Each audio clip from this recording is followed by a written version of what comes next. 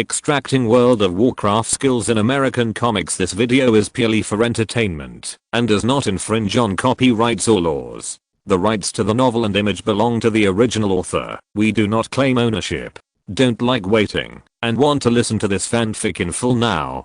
Subscribe to our Patreon, where you'll find the best fanfics. Chapter 276. The Big Apple is hit again. On the planet next to the Orc tribe, Thrall has gathered all the people of the Orc tribe. Looking at these powerful units, Mei Gan nodded with satisfaction. He originally thought that there would be only a few Orc infantrymen going to catch animals, but who knew that so many powerful units could be produced so quickly. The Orc headhunters, shamans, witch doctors, soul walkers, wolf riders and kodo beasts, as well as 2 flying units, and the most important one is a Tauren warrior. All the units have come out. Since everyone is here, let's not delay and set off directly. Mei Gan waved his right hand and activated the group teleportation. The familiar blue light appeared again, and the white light flashed, and their figures disappeared on the spot. Next to the planet, in a half green and half blue planet, in a dense forest, white light flickered, and Mei Gan led everyone to the depths of the forest. Go. There are many animals living here. Go and catch them here, and I will teleport them to various places on our planet. Mei Gan turned to Thrall and Tyrande and said. The two nodded when they heard this, and then waved their hands, and the warriors behind them immediately began to disperse. The two also took a few men, and went deeper into the forest. Seeing this, Lucifer immediately followed Tyrande. Mei Gan rolled his eyes speechlessly. This LSP. We have to go help. Steve walked up to Mei Gan and asked. No, but if you want to exercise, that's fine too. Mei Gan looked at Steve, who was eager to try, and replied. Okay, I'll go exercise, just like hunting. Are you going? Steve answered Mei Gan's words, then turned to Star-Lord and others behind him and asked. Of course, I'm happy to do this. Star-Lord and others nodded, then followed Steve and walked into the depths of the forest. You guys go too. Catch more large flying animals. Seeing that everyone had left, Mei Gan patted the chicken and red dragon on his shoulder. Upon hearing this, the 2 beasts began to flap their wings and flew into the sky. The red light flashed, and the 2 beasts grew larger, revealing their true form, and then went to find their target. At this moment, an animal howled suddenly sounded in the quiet forest, followed by countless howls from all over the forest. Countless flying birds spread their wings and flew high, trying to escape from this disturbed forest. However, they were captured by red dragons or fire phoenixes, and there were flying units of 2 races not far away to help. On the ground, the wolf riders of the orcs were chasing a group of animals that looked like bison, throwing out huge fishing nets to trap the running bison. The orc infantry following behind raised the fishing nets and ran towards Mei Gan. The claw druids and raptor druids of the night elves scattered, and hurricanes burst out from the claw druids' hands, rolling up the animals into the sky one by one, and then knocking them unconscious. The huge mountain giants behind them hung the unconscious animals on their bodies, and continued to follow them. Mei Gan was working hard. On Earth, a huge spaceship had arrived above the Big Apple. Screams resounded throughout the Big Apple, and the residents of the Big Apple were fleeing in panic, trying to leave the city surrounded by spaceships. In the block, Wanda, Vision and others were standing next to the turret. Uncle Kyan was holding a guide stick in his hand, standing with Tony and Banner, discussing something. Kyan, take Pods and the others away from here first. Tony frowned, looking at the spaceship in the sky, and said to Uncle Kyan. No, let them stay in the defense tower, which is the safest place. Uncle Kyan pointed to the turret behind him. Tony immediately reacted when he heard it. These turrets were not damaged at all by the terrifying Dark Overlord last time, so it was the safest place to be inside. Arriving here first, Tony turned around and asked the women and ordinary people to hide in the defense tower. At the same time, a luxury car drove in from outside and stopped in front of everyone. It was Nick Fury who came to look for Mei Gan, and Coulson followed behind him. Tony, where is Mei? Why are you the only ones here? Nick asked in confusion. Mei, she is in the universe, not here. Even Steve is with her. Tony turned around and replied to Nick. Fuck, now is a life or death moment. He is not on Earth anymore. Who can notify him? Nick cursed inwardly, then looked at Uncle Kyan and others and asked. There is no way for the time being, Uncle Kyan responded in a deep voice. Don't worry, we can handle it. I have asked Pietro to go to the other side and find help. Tony was still very relaxed. He had experienced such scenes several times. Mei was always the last to come back, and even if they all died in the battle, Mei could still save them. There was nothing to be afraid of. Anyway, Tony had already seen it very openly. At this time, boom, the spaceship parked above the Big Apple City fired an energy shell directly at the ground. It directly destroyed a shopping mall in the Big Apple City. The flames on the shopping mall rose immediately. Ah. Fuck. Run. Someone save us. Save my child. Screams and screams suddenly rang out around the mall. The residents around the mall scattered in panic or hid in the basement. Boom boom. 2 more energy shells were fired, landing on the 2 buildings, knocking them down in an instant, and the upper half of the building slowly fell to the ground. Boom. Splashes of dust. Nick and others looked at the tragic scene in the Big Apple, and their faces suddenly became ugly. These aliens didn't even say hello and attacked directly. It was too hateful. Hill, let our fighters take off and fight back against them immediately. Nick ordered Hill through the headset. Got it. Hill responded briefly and then cut off the signal. Tony, it's your turn to take action. Nick turned around and looked at Tony, Banner and others and said solemnly, don't worry, we will stop them. Tony responded and then gently pressed his chest. Mark armor covered him. Johnny shook his head slightly and flames rose on his body. At the same time, the sound of a motorcycle engine sounded in the block and the motorcycle burning with flames came straight towards Johnny. Banner pushed Betty into the turret, then took off his glasses and coat, put them in Betty's hands, and comforted her. Don't worry, Betty, I can't be killed. Betty nodded with some worry, then turned and walked into the turret. At the same time, circles of fire ignited not far from Nick. Steven walked out of the fire circle with a group of camouflage wizards. Each wizard had a serious expression and carried a weapon on his back. The space crack next to him suddenly flickered, and Pietro and Barry rushed out of the space crack.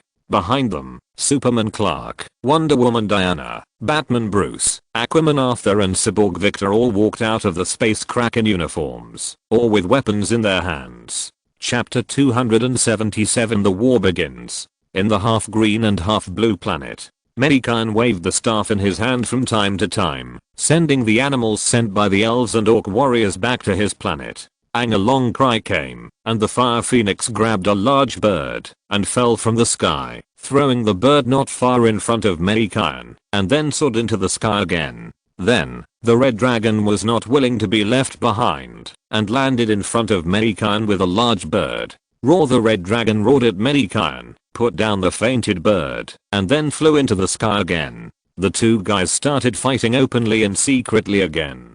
Mei Gan waved the staff in his hand and sent the fainted animals piled in front of him to the planet that belonged to him. A moment later, the mountain giant of the elves, with animals all over his body, walked back to Mei Gan's side with slow steps and put the animals on his body one by one on the ground. Well done, big guy. Mei Gan, who was bored, gave the mountain giant a thumbs up and praised him. The mountain giant scratched his head with his giant stone hand and smiled a little embarrassedly. Then he bowed to Mei Gan, turned around and left, and continued to meet in the forest. Mei Gan looked at the mountain giant who had left with a smile. It was quite cute. One after another, animals were piled up in front of Mei Gan again, flying in the sky, crawling on the ground, and only lacking those that swam in the sea. However, these 2 tribes seemed to have no units that swam in the sea. If the Naga tribe was still considered an elf tribe, it would be okay, but the current night elves did not have Naga units. So Mei Gan had to do it himself. Mei Gan thought so. The magic power and mental power on his body spread to the sea or lake. Then, in the lakes, rivers, and under the seabed, countless fish were being pulled towards the sky. Not long after, countless fish were floating above the forest, directly covering the entire forest. This scene directly attracted countless birds to fly over here. Even with the capture of the red dragon and the fire phoenix, some birds still rushed to the side of the fish, opened their beaks, and then wanted to swallow the big fish in front of them. Suddenly, bang bang, countless knocking sounds rang out, and the heads of the birds that rushed to the side of the fish were immediately hit. One by one, The birds fainted and slowly fell from the sky. Mei Gan waved his left hand, and the birds gathered towards him. Below, Steve, who was carrying a wild boar, looked at the school of fish floating above his head. He took a breath of cold air. Did Mei catch all the aquatic animals on this planet? Do you want to get a few to taste tonight? Looking at the school of fish above, Rocket Raccoon asked the destroyer beside him, following Steve. Okay. The destroyer, who was dragging 2D-like animals, was stunned for a moment, then realized that Rocket was talking to him, and nodded slowly in response. Some fish seemed to be quite appetizing. Steve heard this, and nodded in agreement. Then it's decided. Seeing that Steve agreed, Rocket Raccoon decided directly. On the ground, Mei Gan waved his staff, and countless blue magic circles of different sizes appeared below the school of fish in the sky. The white light flashed, and the school of fish in the sky disappeared on the spot. It was busy here, on the earth. Big Apple City. Countless energy shells were bombarding the Big Apple City. 1/3 of the Big Apple City has become a ruin, and this is the result of Thanos ordering several spaceships to attack. If hundreds of spaceships bombarded directly below, then it is estimated that the earth would have been broken. In the sky, the fighter planes belonging to the human camp have approached those spaceships. Countless shells and bullets are fired at those spaceships. However, the shells that the earth is proud of are just tickling those spaceships. A random energy emitted from the spaceship can blow the fighter planes into pieces. At this moment, countless Chirita people poured out from the spaceship behind. They rode on flying machines and rushed towards the block of Mei Gan and his friends. Their goal was the gem on Vision's forehead. Behind them, the long worms that once ravaged the Big Apple City appeared on the earth again. The blue light descended. Countless monsters with 4 hands appeared on the ground. As soon as the monsters appeared, they pounced on the block. After that, a huge beast that looked like a gorilla fell from the spaceship. In the block, Tony and others gathered together and looked at the aliens rushing towards them with worry. At this time, a fighter plane appeared above the block. The bottom compartment opened, and a black figure jumped down with a dozen black warriors holding spears. Seeing the sudden appearance of the figure, Tony and others, who didn't know whether it was a friend or an enemy, looked at them warily. Don't do it, Tony, I'm here to help. Nick wanted to do it when he saw Tony, and shouted hurriedly. Tony then put down his palm that was shining with blue light. Luckily you said it early, Nick. Tony lowered the mask on his face and looked at the Black Panthers who were walking towards this side and said to Nick, they are warriors from Wakanda in Africa. Nick said for Tony and others. What is that place, Nick? Do you think we don't understand geography or Africa? Is there a country called Wakanda on our earth? Tony said puzzledly. They have closed their country all year round and are not open to the outside world, so you don't know their existence. Nick knew Tony's character, so he didn't get angry and explained again. Stop talking, guys, our enemies are coming. At this time, Banner rolled up his sleeves and walked in front of several people, stopping them from talking. Tony and others turned around and looked around. Those alien monsters were rushing towards them, destroying and killing people all the way.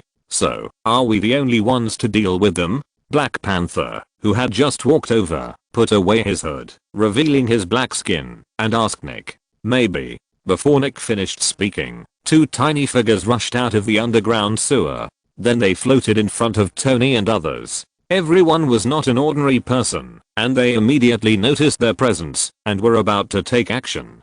Don't do it, it's our own people. Hey. Director Nick, you should know Dr. Hank Pym. A male voice sounded from the 2 tiny figures, and then the 2 figures enlarged to normal size in the blink of an eye. You are the Ant-Man and the Wasp. Nick is the director of S.H.I.E.L.D after all, and he must know more than others. It's sus. Scott Lang took off his hood and said to everyone, it looks like we have 2 more helpers. Nick's face looked better. With more and more super soldiers, they have more possibilities. At this time, Uncle Khan suddenly interrupted and said, Tony, you can go to Skull Island and bring back the 3 monsters. Yes. Why didn't I think of it? Tony slapped his thigh when he heard it, then quickly took out a scroll from his arms and tore it open. The figure disappeared on the spot. Did he run away? Scott looked at the disappearing Tony in confusion and asked with wide eyes.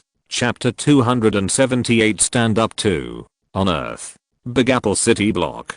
Boom. Tony, who disappeared for a moment, reappeared beside the crowd, and beside him, there were 3 huge beasts, which were prune summon beasts, the porcupine and the brown bear, and the other one was King Kong. It seems that everyone has arrived, Nick said. And us. At this time, Peter the Spider and Harry the Green Goblin appeared on the roof of the block.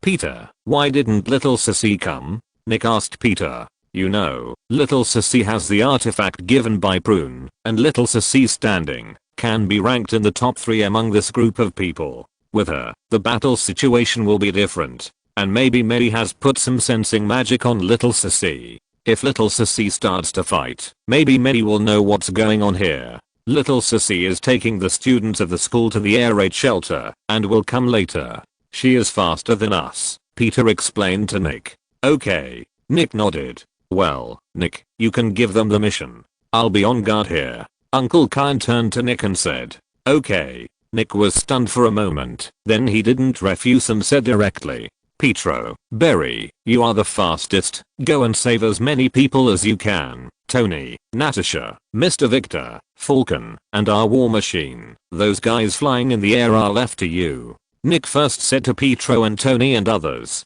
Tony and others nodded when they heard it. Then they left directly and went to their mission. Then Johnny, Eddie, Vision, Wanda, Mr. Bruce, Mr. Arthur, Miss Diane and our Green Hornet. Those 4-handed ground invaders are left to you. Kill as many as you can. Johnny and others heard it, nodded silently, and then went directly to meet the monsters rushing towards them. Then, our Spider-Man and Green Goblin, as well as Mr. Black Panther and Scott, you can support them. Nick turned his head and looked at Peter and the others on the roof and the Black Panthers and said, don't worry, I will complete the task. Then Peter and Harry looked at each other and went directly behind Johnny and the others. Black Panther and the others also chased after Johnny and the others. Finally, our big guys, Mr. Banner, you can be angry, and those big guys are left to you. Nick finally pointed at the huge long worms and the monster that looked like a gorilla that were destroying everywhere and said, Roar X2 Brown Bear, and King Kong roared, and then Brown Bear ran towards a huge monster. But King Kong directly pulled up a big tree from the ground, pulled off the branches, and carried the trunk on his shoulders, took a big step, and went to meet a monster. Let me tell you a secret, Director Nick, I have been angry all the time. Banner turned his head and said with a smile to Nick. Then, green flashed across Banner's face, and his clothes were directly torn apart, leaving only the magical pants on his lower body. Roar. Hulk roared, and then rushed outside. The long-range giant porcupine jumped directly onto the roof, and the spikes on its back kept flying out, shooting at the cheetah people flying through the sky. Let's go help too, King. Without waiting for Nick to speak, Steven led their camouflage wizards to the 4-handed monsters. Clark, Mr. Superman, those spaceships are in your hands. Nick finally walked to a place not far in front of Superman, and said solemnly to Clark, leave it to me. Clark nodded. Boom. His body soared directly into the sky, and rushed towards the spaceships in the sky. Flashing through one energy shell after another, Clark's eyes appeared red light, and then a heat vision directly penetrated a huge spaceship. Boom, fire flashed. A spaceship was destroyed by Clark. Then he rushed towards another spaceship. Ground. Boom, the colorful light fell next to the turret, and after a few breaths, the light dissipated. Thor and the 4 warriors appeared at the same place. Kyan, I'll go help first, Thor said to Uncle Kyan without any nonsense, and then rushed towards the invaders with the 4 warriors. Thor held up the warhammer and landed in the center of the 4-handed monster and smashed the warhammer in his hand directly to the ground. Boom, dozens of lightning spread around, spreading towards the 4-handed monster.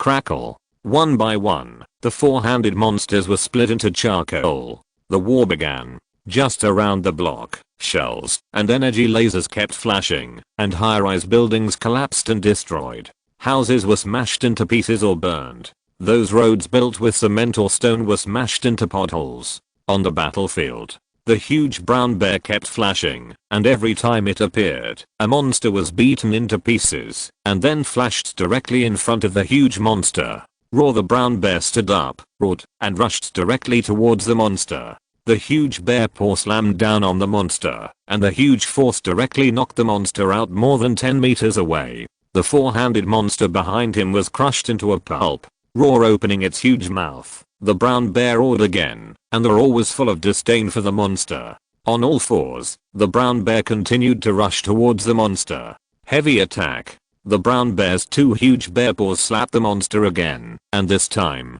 two blue lights flashed on its paws. Watching the bear paws fall, the monster's eyes flashed with panic, and then raised its two huge hands, trying to resist the falling bear paws. However, it was useless. The bear paw carried the heavy attack skill, directly breaking its arm, and then fell towards the monster's chest without slowing down. Bang, the bear paw fell. The monster roared in pain, and then its huge chest was directly smashed by the bear paw. Not far away, King Kong held a tree trunk in his hand and smashed it towards the monster that was coming towards him. Bang, the two collided, and they both stepped back a few steps. The tree trunk in King Kong's hand was directly broken and scattered on the ground. King Kong dropped the tree trunk in his hand, and then went to meet the other party again.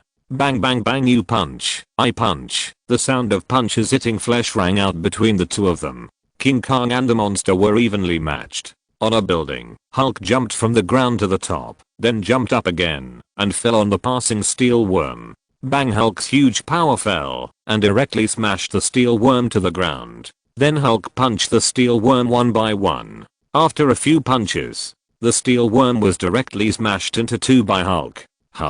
Hulk shouted, and then continued to run towards another steel worm. As Hulk ran, he shook up a stream of dust, and in that universe, Mei Gan was still excitedly catching animals and decorating the planet that belonged to him. Chapter 279, Carol. In the universe, on the planet, Mei Gan waved his staff again, sending the animals one by one to his planet. Looking at the wolf riders running again, Mei Gan nodded with satisfaction. This is the third forest, and they have already emptied the animals in 2 forests. These warriors with powerful strength are fast at work. In just a short while, this forest will probably be emptied. Mei Gan is already looking for another forest or mountain with many animals. In addition, there are also newly bred warriors coming from the Orc tribe and the Elf tribe. Mei Gan plans to let Thrall and Tyrant act later, so that the speed will be faster. At this time, Steve carried a fainted giant wolf out of the forest, put it down, and sat down next to Mei Gan. After taking a few deep breaths, he said, "Mei, I always feel that something bad is going to happen.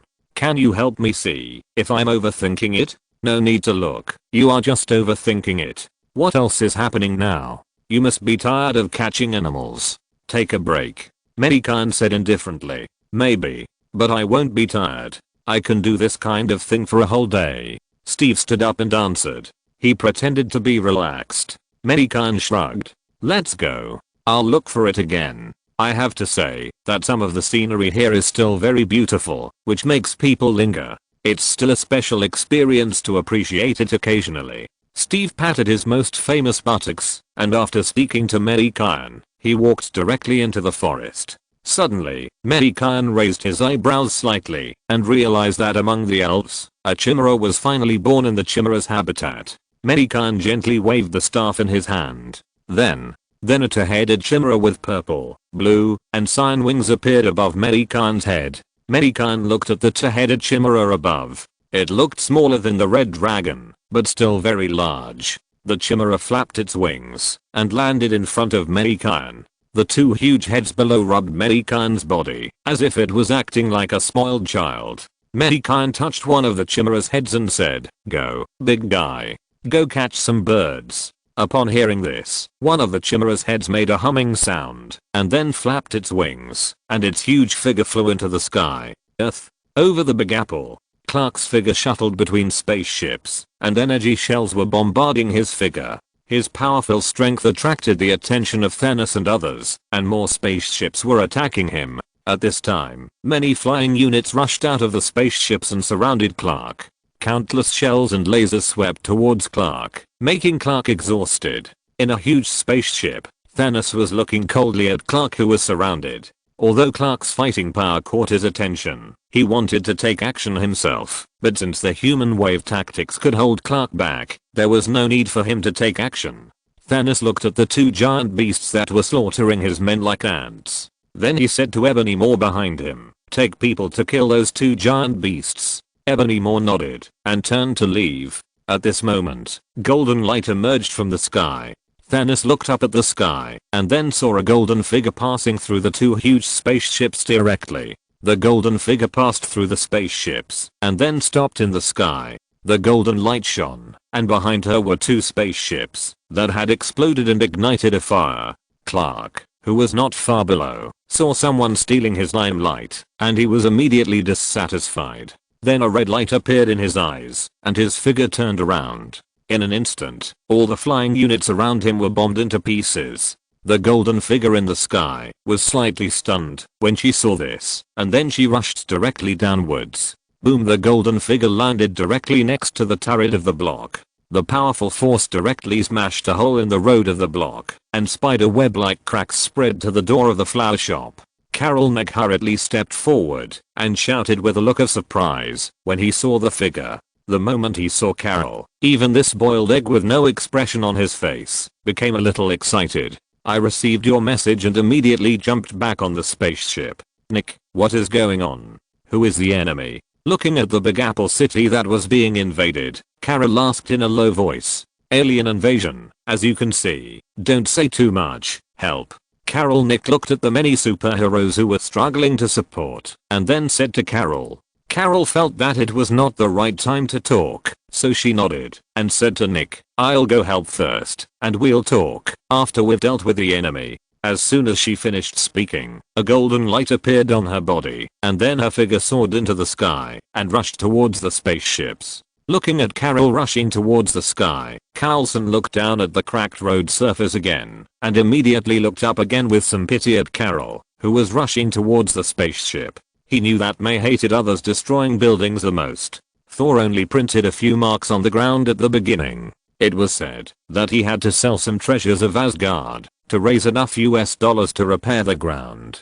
As for why some treasures were needed to raise them, Tony cheated her. I don't know if Carol has the money to repair the ground, but it is estimated that her director will have to pay for it in the end. In the sky, with Carol's joining, Clark's pressure suddenly decreased. The two of them attacked the spaceships in the sky with force, and a spaceship would be smashed to pieces by the two of them in a few minutes. Inside the spaceship, Thanos looked at his spaceship that was smashed one after another, and his face showed a cold expression. However, he did not pay too much attention to Clark and the others. His eyes were looking at Vision, who was slaughtering the Charita people on the ground. Looking at the gem embedded in Vision's forehead, Thanos turned and left. He wanted to take the gem himself. In midair, Vision's figure flickered in the air, and golden light shot out from his forehead, shooting a Charita soldier passing by him. Then his figure rushed towards the Charita people who were surrounding Natasha not far away. In the blink of an eye, he came to the side of those Charita people, and then punched a Charita person next to him, and directly knocked its body onto a moving building in the distance.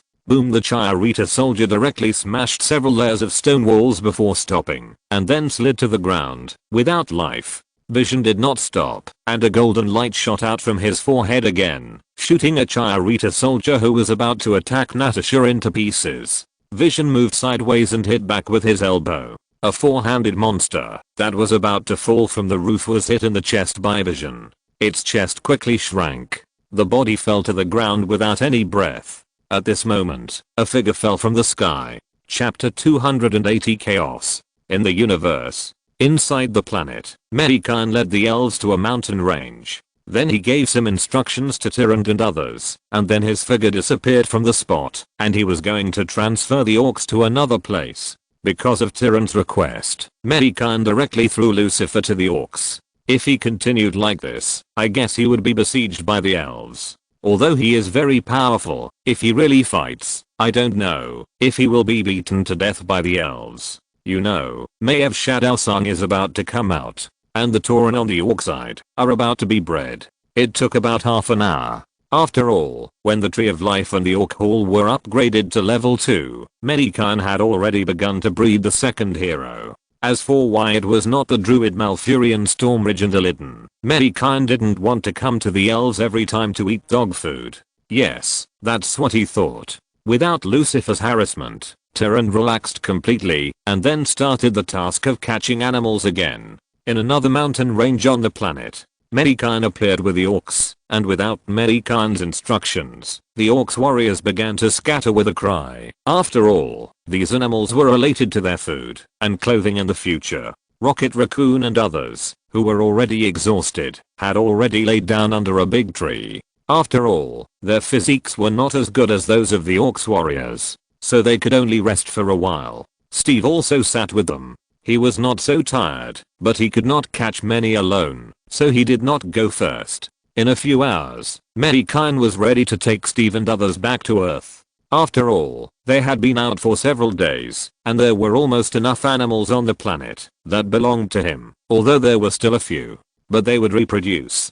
During this year, the orcs would first live on fruits or fish on the planet, and Mei Gan would send them meat from time to time, because Tony, the capitalist, would take care of it. 1 year was enough for those animals to reproduce. There were so many edible fruits on the planet. On Earth, blocks. A dozen Chirita soldiers who broke out of the air were rushing towards Nick and his men. However, as soon as their figures appeared above the block, huge arrows and energy were shot at them. Bang bang, the huge arrows strung 9 Chirita soldiers together, stringing them together like a candied horse. And the mysterious tower shot out from the air and fell on Chirita, blasting those Chirita soldiers into pieces. Adam and Eve, who were lying in the defense tower, were activating the mysterious tower and arrow tower from time to time, smashing the enemies who wanted to fall into the block one after another. Uncle Kyan, who wanted to take action, suddenly relaxed and sat directly on the steps in front of the turret, with his guide stick across his body.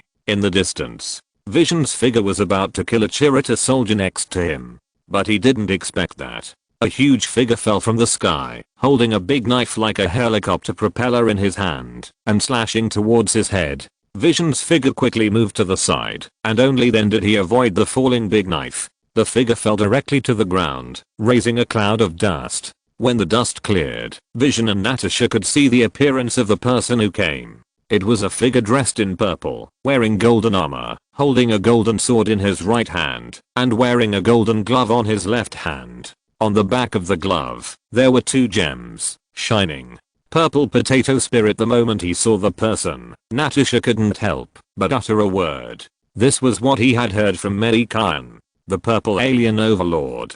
Thanos. Damn it, how could he do it himself? Natasha cursed in her heart. Generally speaking, as the overlord of the universe, how could he do it himself? This is unreasonable. However, she didn't know Thanos' desire for the gem. The moment Thanos heard Natasha's words, his face sank, and then he looked at Natasha with a look of death. In his heart, Natasha was already on his death list, but the most important thing now was to get the gem, and the rest would come later.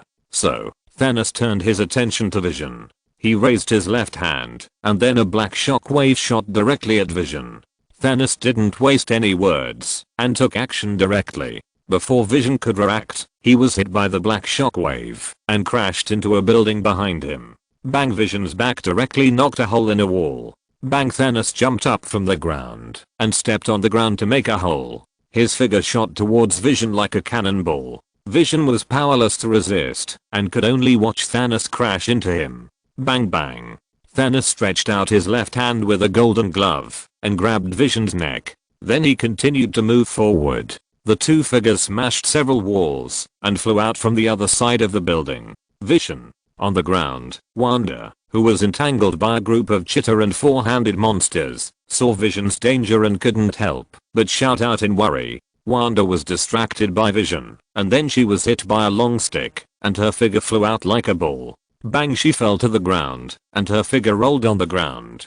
Tony, help quickly. Nick stood on the turret, and saw the danger of Vision and Wanda, and hurriedly shouted to Tony through the headset. Tony, who was killing chitter soldiers in the air, heard the words, looked down, and then flew directly to Wanda's position. As for Vision's safety, it was Thanos who attracted Hulk's attention, so Tony didn't join in the fun. Bang, Hulk's huge green figure jumped up from the ground, and went to meet Thanos, who was pinching Vision. Thanos looked at Hulk jumping towards him, and suddenly a few dark lines appeared on his purple forehead, and Thanos blocked the big knife in his right hand. Bang! Hulk's fist directly hit Thanos' big knife. The powerful force forced Thanos to let go of Vision.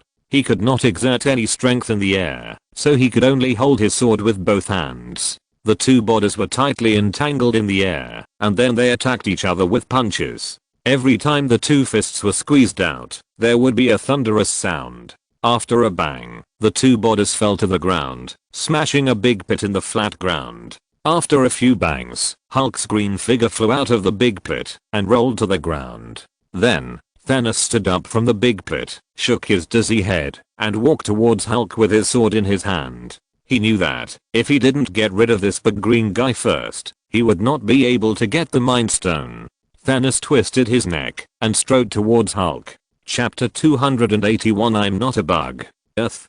Big Apple. The artillery fire spread all over the Big Apple, making the sky above the Big Apple shrouded in smoke and dust, as if the Big Apple was surrounded by thick fog. If it weren't for the screams and howls everywhere, it would be a rare sight to see from high in the sky. The Chirita soldiers and the four-handed monsters were running through the streets and alleys, chasing after the remaining survivors of the Big Apple. Stephen Strange was leading the mages of Kamataj, running through the streets and alleys of the Big Apple, saving one or two survivors from time to time. Swoosh! A red lightning flashed through a street, and the four-handed monster with a hideous look was directly split in half by the red lightning.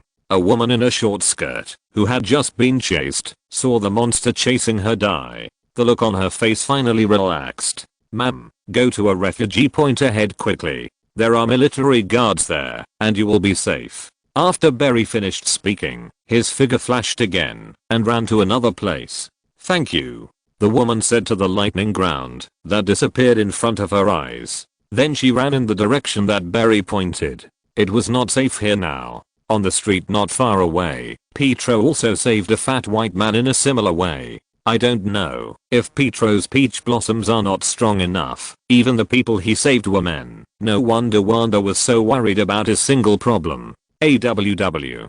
Eddie, I want to have a big meal today. Ha ha ha ha ha. On a roof, Venom was opening his huge bloody mouth and shouting happily. His two hands turned into a wide long knife and swung it from time to time. Then an intruder was cut in half. Okay, you will swallow all this garbage today. Eddie's voice sounded inside Venom. Fuck, Eddie, I'm not a bug. Venom cursed Eddie dissatisfiedly, then rushed towards a four-handed monster close to him, jumped on it, opened his huge mouth, and bit off the monster's head. The most powerful place on the battlefield was the place with three giant beasts. In midair, Ebony Moore gently waved his right hand and shot a stone spear with a diameter of 1 meter at the brown bear. Bang bang. The brown bear slapped the ground with its two huge paws, then stepped on the ground with its hind feet, and its body shot towards the spear like a cannonball. Jumping into the air, the brown bear stretched out its two front paws to hold the spear, then suddenly exerted force, rotated its body, and threw the spear directly at Ebony Moore. Ebony Moore's face turned red, but the spear was taken away by the brown bear, which damaged his mental strength. Ebony Moore let go of the control of the spear, and then a huge stone man was pieced together from the ground below him. The stone man's huge fist made of stone punched at the spear. Bang! The spear broke, and the broken stones fell to the ground. The figure of the brown bear had already fallen to the ground. Seeing that his attack did not work, he bared his teeth, and was full of anger. Then his figure flashed, and he rushed straight towards Ebony Moore, completely ignoring the existence of the stone man. Seeing the brown bear rushing towards him, Ebony Moore smiled, and then directly controlled the stone man to attack the brown bear. The stone man raised two huge fists and smashed them towards the brown bear. However, the brown bear ignored it. Just when the huge boulder was about to fall, roar sounded beside, and then a black water pipe swept across. Bang! The water pipe brought a sound of wind and hit the stone man's chest fiercely. After a loud bang, the stone man was smashed to pieces by King Kong, and then it turned into stone fragments and scattered on the ground.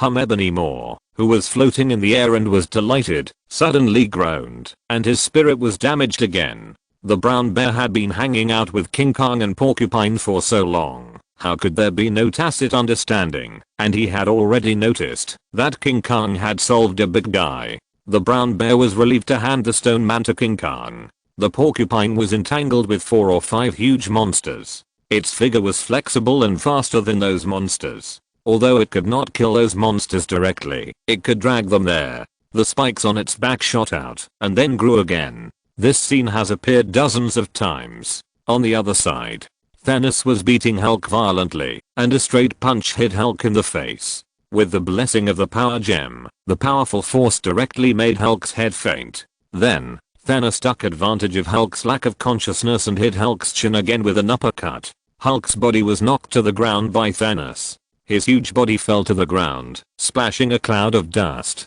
Thanos took advantage of the situation and picked up the big knife that fell when fighting with Hulk just now and walked towards Hulk. At this time, swoosh, golden light shot towards Thanos and Vision's figure appeared above Thanos' head. The mind gem on his forehead emitted a dazzling light. Seeing Vision's support, Thanos had to take a step back and dodge the energy beam emitted by Vision. Seeing that Hulk had not yet climbed up from the ground, Vision was afraid that Hulk would be injured by Thanos and then rushed towards Thanos with a gloomy face. He stretched out his fist and punched Thanos. Thanos stretched out his left hand with a golden glove and grabbed Vision's fist effortless. Then he suddenly exerted force and smashed Vision's body directly to the ground and then smashed Vision's body to the ground to his right again. Bang bang. This happened several times, and the famous scene of Hulk against Loki in Avengers 1 appeared on Thanos and Vision. Vision collapsed to the ground, with only a buzzing sound in his head. This was because he was knocked unconscious by Thanos. Thanos let go of the long knife in his right hand, and then reached towards Vision's forehead. Then, the Mind Stone on Vision's forehead was taken off by Thanos. The Vision in his hand suddenly changed his expression, and then dimmed. His bright body turned into a dull gray. No. Wanda, who had been paying attention to this side, saw Vision's appearance and shouted at the top of her lungs. She watched her lover being killed by Thanos. Hatred and sadness surged in her heart, and at the same time, red energy surged from her body, knocking over the invaders who were besieging her. Bang! Huge energy surged out. Even Tony, who rushed down to help her, was knocked over. Wanda stood up and rushed towards Thanos. Thanos was putting the Mind Stone on his golden glove. Energy emerged from Thanos' body, and Thanos opened his arms and shouted to the sky. He felt that he had another power in his body. It was the power to control people's hearts. This power originally belonged to him. If it weren't for that useless Asgardian, he would have held the gems in his hands long ago. Chapter 282. I will come back. Earth. Big Apple. On the battlefield, Wanda was surrounded by red energy. She rushed straight towards Thanos. She ran to Vision's side, picked him up with some sadness, tears dripping from her eyes, and stroked Vision's cheek with red eyes. After a moment, Wanda looked up at Thanos not far ahead, her eyes full of hatred. Thanos didn't care about Wanda. He had already got the Mind Stone, and there were only 3 gems left. As long as he got them, then. However, Thanos didn't care about Wanda, but Wanda cared about this guy very much. Wanda kissed Vision's cheek lightly and then put him on the ground. Slowly standing up, Wanda's hands fell. Boom, the energy in her body burst out and the red energy wrapped her in it. Then, Wanda stretched out her right hand towards Thanos and the red light in her hand flashed. Not far away, Thanos' body was suddenly wrapped in red energy. He felt as if his body was being controlled and couldn't move at all. Wanda controlled Thanos' body to float into the air. Then, Wanda waved her left hand, and red energy appeared on Thanos' limbs. Ah! Wanda screamed in a sad voice, and the power wrapped around Thanos became more and more brilliant. She wanted to tear Thanos' limbs apart. Feeling the huge power on his limbs, Thanos immediately knew that it was not good. If he didn't fight back, he might really fall on the little girl in front of him. Thinking of this, Thanos hurriedly used the power of the gem on his left hand. Bang bang. Thanos' body shook violently, and powerful power suddenly emerged from Thanos, directly shaking off the energy on his limbs. Thanos took back control of his body again. As Thanos was freed, Wanda couldn't help but step back a few steps. If Tony hadn't seen the situation here and flew over to hold her, Wanda might have fallen to the ground. There was a stream of blood flowing down her mouth, and it seemed that she had internal injuries. Wanda, don't be sad. We still have Mei. As long as he comes back, Vision will recover. Tony let go of Wanda's hand and comforted Wanda. Wanda woke up after hearing this. She was too sad and angry just now, and she lost her mind. Otherwise, she would not have thought of the existence of Mei Gan. Thank you, Mr. Stark. The two brothers and sisters wanted to kill Tony at the beginning, but now you're welcome. You should bring Vision's body back to the block. I will stop this guy, Tony said, and rushed towards Thanos without waiting for Wanda's response. However, although Tony's armor has become much stronger, it is still not enough to face Thanos, who has 3 rings in his hand. It only took a few rounds. Tony was thrown to the ground by Thanos. His armor was already in tatters, and even the head armor had been knocked off by Thanos, and no one knew where it fell. Tony lay on the ground, struggling to stand up. However, the pain in his body forced him to lean on a stone beside him, looking at Thanos, who was walking towards him. In this short time, Hulk was directly beaten back into Banner's body by Thanos, and dared not come out. The gem on Vision's body was taken away, and Wanda was injured by the backlash of her own power. Now, Tony's armor was destroyed, and he had no fighting power. Stark Thanos walked in front of Tony, and said to him, "Huff, you know me." Tony took a deep breath, and then wanted to stand up and talk again. Of course, you are not the only one who is burdened by knowledge. After saying that, Thanos grabbed Tony's head without waiting for Tony to respond, lifted him up, and punched Tony in the stomach again. Tony arched his body, spit out a large mouthful of blood from his mouth, and then said intermittently, "You don't understand at all. When did I become burdened by knowledge?" Tony laughed out loud. "I admire you, Stark, but the Earth still has to be destroyed," Thanos said calmly. You will never succeed." Tony looked directly into Thanos' eyes and said with a smile, "Tell me, Stark, where are the other 3 gems, and where is the wizard, so I can save your life?" Impossible. Tony still had a smile on his face, without any fear. Since meeting Mei Gan, Tony's face has never shown the bitter and vengeful expression in the original trajectory. There is someone standing behind him. Although he will not rely on others with his proud character, he will work harder to become stronger and then take on everything. But if this person who can be relied on can never catch up in his lifetime, then he can only enjoy it. So, Tony finally put down the burden. When he had inspiration, he would upgrade his armor. When he didn't have inspiration, he would drink and hang out with Mei Gan and others. He didn't know how comfortable his life was. Not to mention, such a life actually made his armor upgrade faster. It seems that you don't want to live anymore, Stark. After the words fell, Thanos grabbed his big knife and stabbed Tony fiercely. Sure, the big knife stabbed into Tony's chest without any obstruction. A large mouthful of blood gushed out of Tony's mouth. His eyes were a little dim, and then he whispered, "I will come back after that." There was a smile on the corner of his mouth. His head dropped down. Bang, throwing away Tony in his hand. Thanos turned around to find the next target. At this time, buzzer sounds sounded from the sky. Then, a pink petite figure appeared above the battlefield. The petite figure may have seen Tony, who had fallen silent on the ground, and her speed increased again, diving towards Tony. Bang, the petite figure landed beside Tony, splashing a cloud of dust. "Godfather. Godfather," the mask rose, and the face of little Sissy appeared in front of Thanos. Even though he was a cold-hearted person who ignored life, he almost fell in love with the little girl not far away, if he didn't have the Mind Stone in his hand.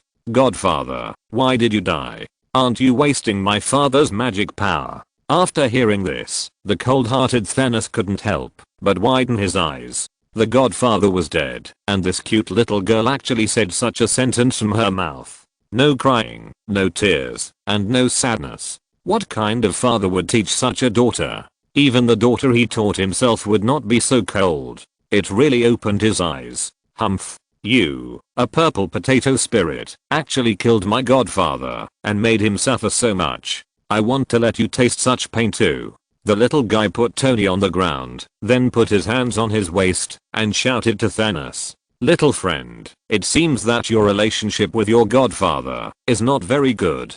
There is no tears even when he died." Thanos didn't care about the words of a little girl. Humph. What do you know? My relationship with the godfather is very good. I know that even if he dies, my father can revive him. Why should I cry? Little Sissy's words were full of dissatisfaction. Then he stopped talking to Thanos, put down his armor, and reached behind her back with his little hand. Chapter 283 I will let you go, as long as you are my daughter. Earth. Big Apple. Everyone saw little Sissy the moment she appeared. Everyone was a little worried that the little one would get hurt because they had already seen the deaths of Vision and Tony, but because of Prunella Vecchio, they were not too worried. But little Sissy was different. A little injury would make them feel distressed for a long time. The one who was most worried was Nick. He was really afraid that little Sissy would get hurt accidentally, which would make Prunella Vecchio angry, and then he would directly use magic to cover the entire Earth and destroy the Earth. Even if the Earth was not destroyed, it would not be good if the Big Apple and Big Beauty were destroyed. So, Nick had to shout directly into the headset, "Natasha, go and inform Carol. Tell her to pay attention to little Sissy. Don't let her get hurt. Pietro, you should also pay attention, got it?" Sir Natasha and Pietro's voices came from the headset. And on the ground, little Sissy pulled out a staff inlaid with a blue gem from behind. The blue gem on the top of the staff was diamond shaped and shone with blue light. Wearing the mark armor to cast magic, I have to say, it is very thoughtful. Little Sissy has been able to use magic in the past 2 years, that is, skills taught by Mei Gan. After all, she has magic seeds, so it is easy for her to cast some of Mei Gan's skills. However, the destructive power of little Sissy's magic cannot be compared with that of Mei Gan. After all, she does not have much magic in her body. The little guy held the staff in his hand, and the magic in his body surged, and then he shouted, "Come out." S.H.I.E.L.D and little Sissy just fell, and in front of little Sissy, a water column the size of an adult suddenly surged from the ground. The water column was more than 3 meters high, and then it kept changing. 2 arms composed of water streams stretched out from the water jet, and there was a head on top of the head. This is a water element. After the water element appeared, little Sissy called out again, "Magic shield." The light on the staff lit up, and then a blue magic shield appeared in front of little Sissy, and then surrounded her body. Thanos just watched little Sissy's actions, and looked at it with some curiosity. He had never seen such a spell before. After all, the caster on the other side was a child. How much power could a child have? At most, it could only tickle himself. He began to like this child. Maybe after finishing the things on Earth, he would adopt this child as his daughter, and just when he got the soul gem, he would sacrifice a daughter he liked. It was not Gamora. At that time, he did not find Gamora, so he had to sacrifice another daughter. At this time, little Sissy spoke again. Entangled little Sissy's voice had just fallen, and Thanos had not yet come to his senses. Under his feet, 2 huge vines stretched out from the ground, and then tightly wrapped around Thanos' body. Then, little Sissy spoke again. "Go, S.H.I.E.L.D. Use the ice arrow." Children who have watched too many cartoons. It seems that they have too little homework in school. The water element heard the order from little Sissy, and then the 2 arms made of flowing water began to wave, and an arrow made of ice appeared in front of the water element. Then, the arrow flew through the air and went towards Thanos. Being tied up, Thanos did not panic at all. Even when he saw the appearance of the ice arrow, he still looked indifferent. However, bang, the ice arrow hit Thanos directly, and the huge force directly caused Thanos' internal organs to surge. The force was too huge, causing him to suffer internal injuries. "How is it possible? She is just a child." Thanos widened his eyes and said while enduring the pain in his chest. "Huh, you know how powerful I am," little Sissy said with her head raised proudly. Although he was surprised at the little guy's strength, he still adjusted his expression. Then, his body shook violently, trying to break the 2 vines wrapped around his body, but he really couldn't break the vines on his body by his own strength. This surprised him again. The effect of this magic was so powerful. There was no other way. Thanos had to use the power of the gem to break the vines wrapped around his body. Thanos liked little Sissy even more. She was so young, but her magic power was so powerful. This was the first time he had seen it. "Little girl, I'll give you a chance. As long as you become my daughter, I'll let you go. Otherwise, I'll spank you," Thanos said to little Sissy with a smile that he thought was very gentle. However, in the eyes of little Sissy, the purple potato spirit on the opposite side was ugly. No, you killed my godfather, and you even want to take me as your daughter. If my father finds out, you're done, ugly bastard. I'll give you a chance. If you take your people away from here now, I'll let my father not kill you. Little Sissy shook her head violently after hearing this, and then shouted to Thanos. In that case, it's not up to you. Thanos said, and then he stuck the big knife in his hand into the ground, and then walked towards little Sissy. In the dim space, the kingdom of death. Death was sitting on the throne, sorting out the souls that entered the kingdom during this period. These things she has to do every once in a while. This is her job. And at this moment, her beautiful forehead wrinkled slightly. Her right hand stretched out forward, and then an illusory figure appeared not far in front of Death. The figure was looking around curiously, and when he saw Death, he smiled and greeted, "Hi, Miss Death. It's great to see you here, Stark. How did you come here? You are dead. Who killed you?" Death asked with some doubts. Logically speaking, Tony is Mei Gan's best friend. How could he float directly to his territory? It's Thanos, the purple potato spirit. By the way, can you contact Mei? The Earth is being invaded now, and only he can save the Earth now. After Tony greeted him, he suddenly thought of the invasion on the Earth and asked Death. Thanos. How did Thanos find the Earth? Death was a little confused.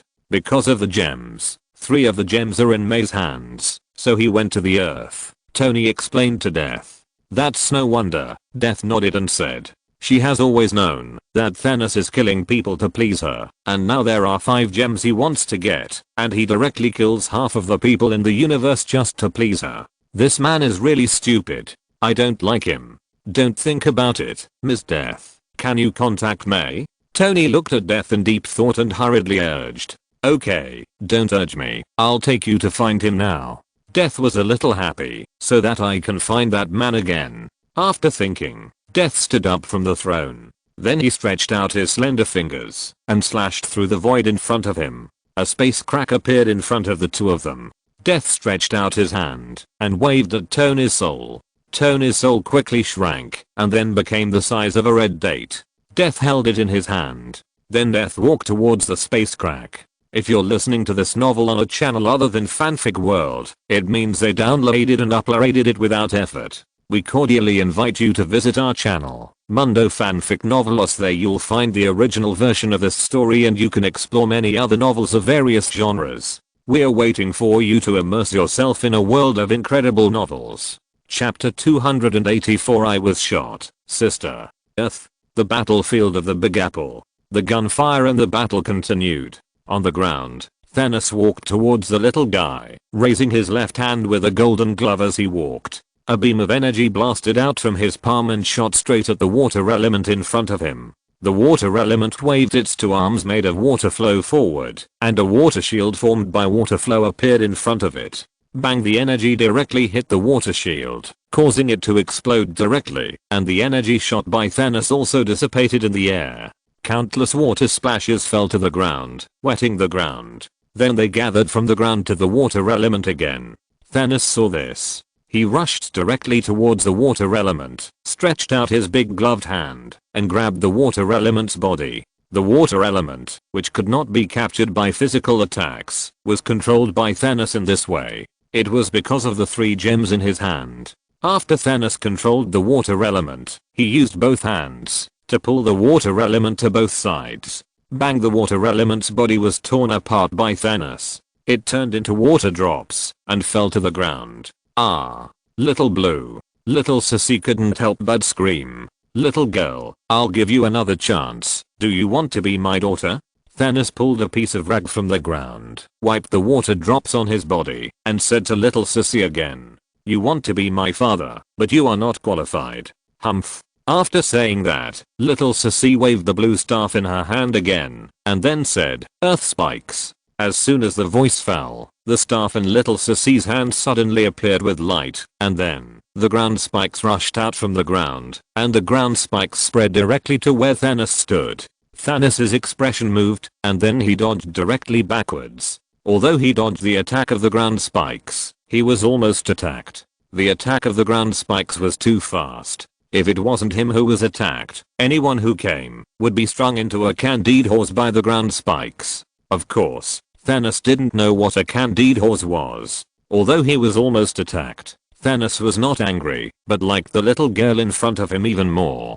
On the opposite side, little Sissy was not frustrated, because her magic could not hurt Thanos. She waved the staff in her hand again, and this time the light on the gem of the staff was even brighter. Snowstorm. As soon as the voice fell, a dark cloud suddenly appeared above Thanos' head. Then, the temperature in this area dropped rapidly, and the dark cloud appeared with a series of subtle white lights, and the white light suddenly fell towards the ground. Thanos' figure fell suddenly. Those were diamond-shaped ice cubes, and the sharp parts of the ice cubes were flashing cold light. Thanos looked up at the ice cones that were falling towards him, and directly took the big knife behind him, then raised the big knife to his head, and rotated the big knife. The big knife was like a propeller, rotating above Thanos' head. All the falling ice cubes were blocked above his head. No one escaped and fell on Thanos. "You're a purple potato spirit who has no moral integrity." Seeing that her magic once again did not cause any harm to Thanos, little Sissy yelled in anger. "Little girl, this is really the last chance." Seeing that there were no more ice cubes falling, Thanos put away his sword and spoke to little Sissy again. Thanos' patience was almost exhausted, and his voice was a little low. Little Sissy did not answer Thanos' words, but yelled directly, "I'm so annoyed. Magic doesn't work on you. Then try my axe." After little Sissy finished speaking, she put away her staff, and pulled out her artifact axe from her back again. "Die, ugly monster." As soon as the voice fell, the little guy rushed straight towards Thanos, raised the axe in his hand, and then chopped it down on his head. Seeing that little Sissy was still so ignorant, Thanos stopped talking, raised the sword in his hand, and began to use the power of the gem to face the axe.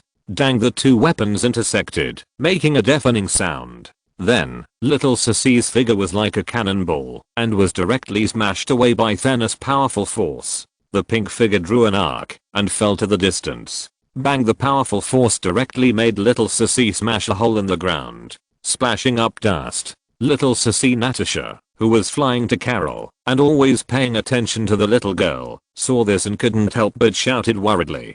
"Pa, pa, pa." The dust cleared, and little Sissy stood up from the hole. She loved cleanliness. Even though her whole body was covered with armor, she still subconsciously spit a few times. Seeing that little Sissy was not injured, Natasha in the air was relieved. Then she shouted into the headset with some anger, "Pietro, didn't I ask you to watch little Sissy? Where did you go?" "I was shot, big sister." At this time, Pietro was holding a child in his arms, hiding behind a trash can. On his thighs, there were 2 wounds that were bleeding. "Damn it, go back and find the money. He has the scroll." Natasha cursed inwardly, and then said to Pietro, "I can't leave. I'm surrounded." Pietro looked at the 4-handed monsters and the Chirita soldiers who were surrounding him through the gap, and said to Natasha. Natasha's face immediately turned bad when she heard it. At the same time, the 2 giant beasts that had been suppressing Ebony Moore were now forced into danger by Ebony Moore. After all, Ebony Moore was famous for its cunningness. The initial show of weakness was to attract the 2 giant beasts to the bottom of several spaceships. When Ebony Moore brought the 2 beasts to the designated place, a huge cage fell from the spaceship and directly trapped the 2 beasts in the cage. The cage was made of special materials. For a while, the 2 beasts couldn't break free from the cage. The 2 anxious beasts were roaring in anger. Roar the brown bear finally roared at the porcupine, meaning that the porcupine could help them break free from the cage. However, the porcupine was surrounded by groups of Chiritas and 4-handed monsters, and could not go over to help. He could only watch the brown bear roaring over there. And here, little Sissy had already rushed towards Thanos again. She kept slashing at Thanos with the 3 axes she learned from Uncle Kyan, but it was all useless. Thanos, who used the power gem, was not afraid of such an attack at all. If Thanos had not been afraid of hurting the daughter in his mind, and had held back some of his strength, it is estimated that little Sissy would have been killed by Thanos. However, Thanos was already a little impatient when he saw the scene on the battlefield. At this time, Thanos resisted the battle axe chopped down by little Sissy, then stretched out his left hand and grabbed little Sissy's arm. The big knife in his right hand exerted a little force again. Directly broke the battle axe in little Sissy's hand. Bang, the battle axe fell to the ground. Thanos then thrust the big knife king into the ground and then grabbed little Sissy. Bang bang. Thanos used a little force to directly remove the armor on little Sissy, revealing the cute little girl inside. Ah. Ugly monster, you destroyed my armor. I won't let you go. Chapter 285. Is this all you have? In the universe. On the planet. The mountain giant put down all the animals on his body again, smiled at Mei Gan in a simple and honest way, and then walked into the depths of the grassland again. Mei, how about it? How many more do you want to catch? Steve put down an animal in his hand, walked to Mei Gan's side and asked. Almost. This is the last place.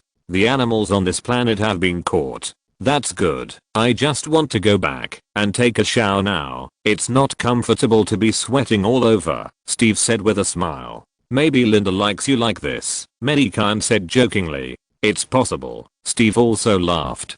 So, when are you going to marry Linda? You see, Tony already has a child. How can you, as an uncle, fall behind? Mei Gan sat on a stone and asked Steve, facing him. It should be about time. We have been actively preparing for pregnancy recently. It would be good to have a child. I didn't think much of you taking little Sissy shopping before, but I've been envious of Tony and Morgan walking around in front of him recently. Steve washed his hands by the lake and replied to Mei Gan. Then you have to hurry up. Here. Mei Gan hadn't finished speaking. He felt a mental force sweeping over here. Mei Gan felt a familiar mental force and covered his forehead with some annoyance. Then, a space crack appeared not far from Mei Gan.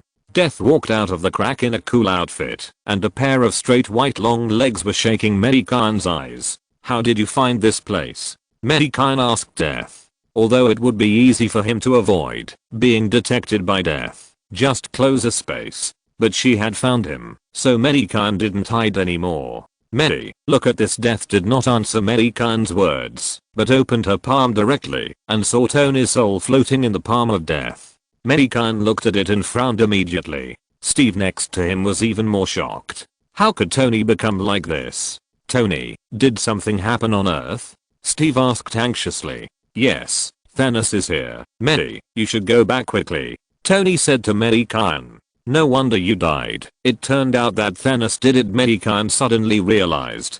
Don't say anything. Let's go back. Steve turned around and looked at Mei Gan and said.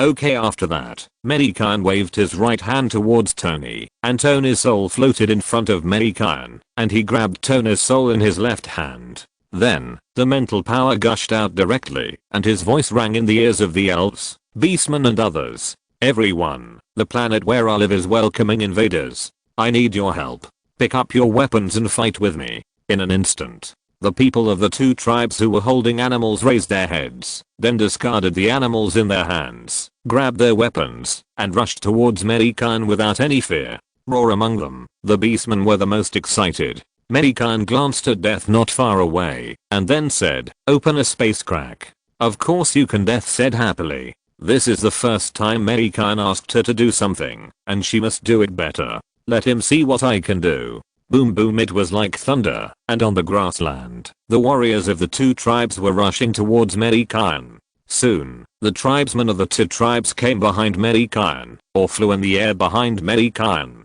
Their expressions were solemn. They were waiting for Mei Gan's order. God of creation, all the warriors of our elves have arrived, Terran said to Mei Gan, while sitting on the white tiger. And our people have all returned. My god, we can go to fight now. Our blood hasn't boiled for a long time. The warhammer in Thrall's hand burst out lightning from time to time, and he said loudly to Mei Gan. He looked very excited. But, Mei Gan replied with great satisfaction, and then he nodded to Death. Death saw Mei Gan nod. She turned around and stretched out her white right hand and slid down to the void in front of her. In the void in front of her, a huge crack slowly opened, and on the other side of the crack was the battlefield of the Big Apple. Earth. On the battlefield of the Big Apple, the armies of various countries that reacted were sending their fighters to join the battle. However, these fighters did nothing, and they came here to be cannon fodder. facing the weapons of Kiruta, they were retreating step by step. Seeing this scene, the leaders of various countries were already discussing whether to drop a few nuclear bombs on the Big Apple. On the ground, Thanos was grabbing little Sissy and then stretched out his huge palm and slapped little Sissy's butt. Wow. The little girl burst into tears immediately. You know, even Mei Gan didn't hit her. Now this ugly bastard dared to hit her and hit her butt. Ugly bastard, you're done. You hit my butt and you'll be dead when my dad comes back. Woo woo woo. The little girl cried and shouted at Thanos. Bang, at this time, Carol finally arrived. Clark, the Superman, also came with her. Bang, a fist suddenly enlarged in front of Thanos' eyes and hit Thanos' huge head directly. It was Carol. She didn't say any nonsense and she started to fight directly. Is this all you can do? Thanos tilted his head, touched his cheek that was hit, and said disdainfully. Then try it. Carol heard the words and immediately became angry and then punched Thanos again. Thanos suddenly reached out and grabbed her fist, then threw Carol far away, throwing her figure against the wall in the distance. Bang, Carol's back directly broke the wall and fell into the house. Bang, then another fist fell towards Thanos. It was Clark, the Superman. Thanos wanted to repeat the same trick, throw Clark away as well, but it was not so easy. Clark's strength was not comparable to Carol's. Even though Clark was the strongest Superman now, he was not so easy to defeat. Clark and Thanos were in a stalemate, but in the end, Thanos got the upper hand.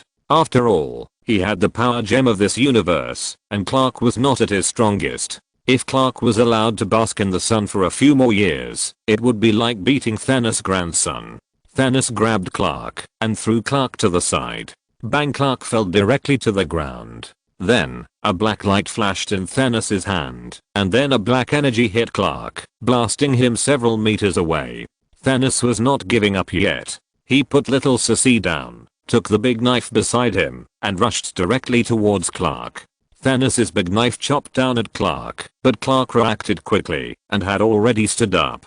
Then, red light flashed in his eyes, and his heat vision directly bombarded Thanos' big knife. The two of them were deadlocked for a moment, and then Thanos suddenly exerted force, and the big knife directly cut through the heat vision, and then slashed down towards Clark. Clark had to step back a few steps to avoid Thanos' big knife. At this time, Thanos retracted the big knife, stretched out a finger from his gloved hand, and pointed it at Clark's forehead. Chapter 286. All dogs think so. Earth. On the battlefield of the Big Apple, Thanos and Clark just stood there. After a while, Thanos put down his left hand, then looked at Carol, who was rushing towards him, and said to Clark, who had opened his eyes beside him, "She is in your hands." After that, he ignored Clark and walked towards little Sissy, who was about to escape. But Clark turned his head and looked at Carol, who was rushing towards him. There was a red light flashing in his eyes. Then, Clark flew towards Carol. Boom, the voices of the two met in the air, and then the most primitive melee began. The two punched each other in the air, and then you used heat vision and I used energy attacks to fight together. But Clark still stood on the upper hand. After a few rounds, Carol was beaten by Clark. Here, little Sissy was caught by Thanos again, and now no one came to save her. On the street, Uncle Kyan saw little Sissy being bullied, and hurried to rush to little Sissy. However, he was stopped by a huge monster halfway. He had to deal with the monster first, before he could rescue little Sissy. At this moment, not far from the battlefield, the space was suddenly torn apart, and a huge space crack appeared in everyone's eyes. Everyone stopped what they were doing, and then stood together into groups, watching the sudden accident with vigilance, except for the two giant beasts trapped in the cage. Thanos grabbed little Sissy's arm, and walked in front of Audrey Moore. Thanos' face was a little gloomy. He just wanted to destroy this planet, but why did there always come some accidents? Was he going to make things difficult for him? Nick's face was even worse. Was there anything good on Earth? These guys were rushing towards the Earth like flies seeking fragrance. It's no wonder Nick thought so. At the exit of the crack, an exciting sound came. Boom, boom, boom on the Kodo beast of the orcs. Several orcs were beating the war drums vigorously. The first to walk out was Thrall, who led the warriors of the orc tribe out of the crack. Looking at the appearance of these orcs, anyone would think that they were invaders from another world. Who told the orcs to look so ugly? Banner, who was being supported by Barton, and Johnny, who was standing next to him, smiled immediately after seeing these orcs. Mei is back, and this battle can be over. The two of them couldn't help but breathe a sigh of relief, especially Banner, who clearly felt how powerful Thanos was. Even Hulk was beaten back by Thanos and refused to come out now.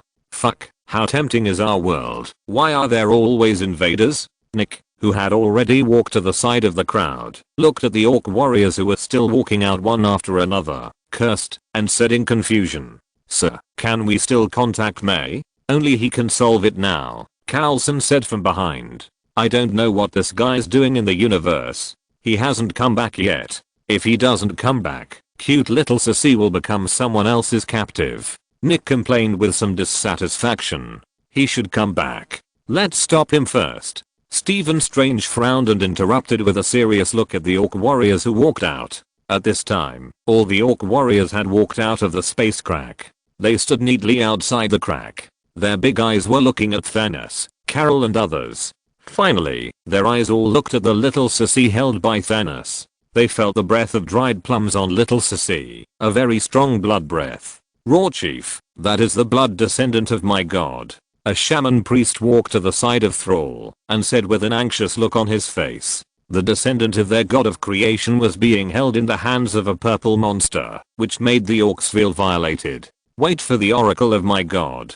Thrall was also full of anger, but he was still rational. After all, the situation was not clear yet, and Mei Gan would come out soon, so there was no need to rush. Next to him, there was a Tauren holding a battle axe, and behind the Tauren were a dozen Tauren warriors carrying a totem pole. The Tauren chieftain, the second hero of the orcs. At this time, Tyrande, riding on a white tiger, led the warriors of the night elves out of the crack. Next to Tyrande, there was an elf wearing a mask and a robe, holding a shining silver wheel in his hand.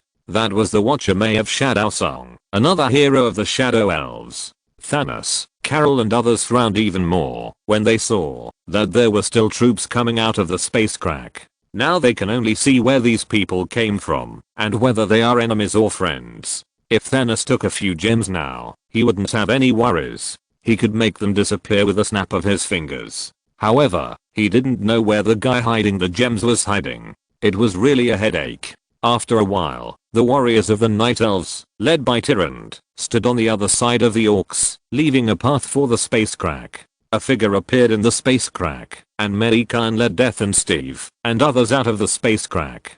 Just after walking out of the space crack, Mei Gan looked at Thanos with cold eyes. He had already known what happened to little Sissy, so Mei Gan had already sentenced Thanos to death. And his soul was about to be yang, so that this guy would be even more happy when he went to the kingdom of death. After all, this way he would have the opportunity to get close to death. When Thanos saw death following Mei Gan, he was immediately furious. It was this ordinary looking man who saw his goddess was seduced away. He was not as handsome as him, and he was not as strong as him. He didn't look very good.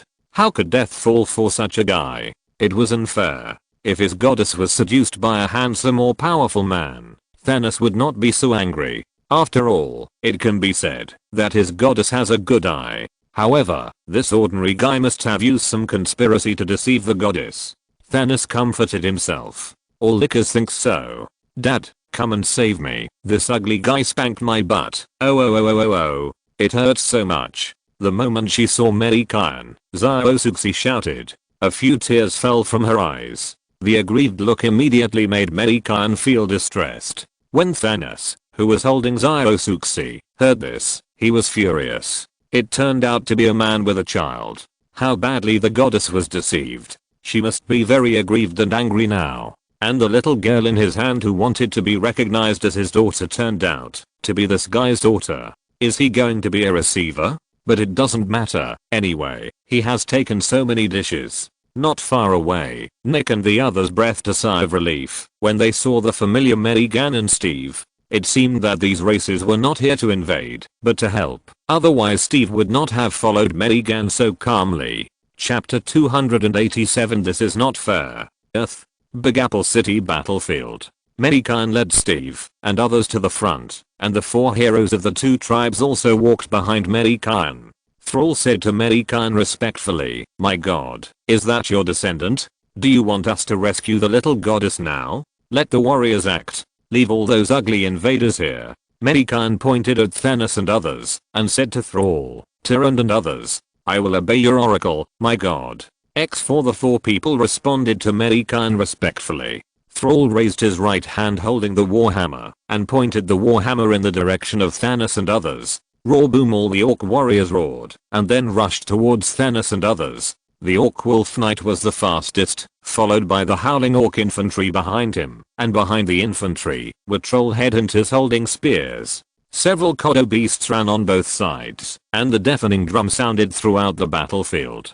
That was the drum sound that could add status to the orc warriors. The witch doctors and shamans of the orcs were following them. Every time they walked a certain distance, a witch doctor would place a healing guard on the ground. The golden light radiated from the healing guards, enveloping the orcs and the elven warriors who rushed out, so that they could be treated for their injuries later. In the sky, a wyvern flapped its wings and flew in the sky. An orc warrior was holding a javelin stained with green venom, aiming at Thanos and others not far away. Next to them, several huge bats were flying beside them.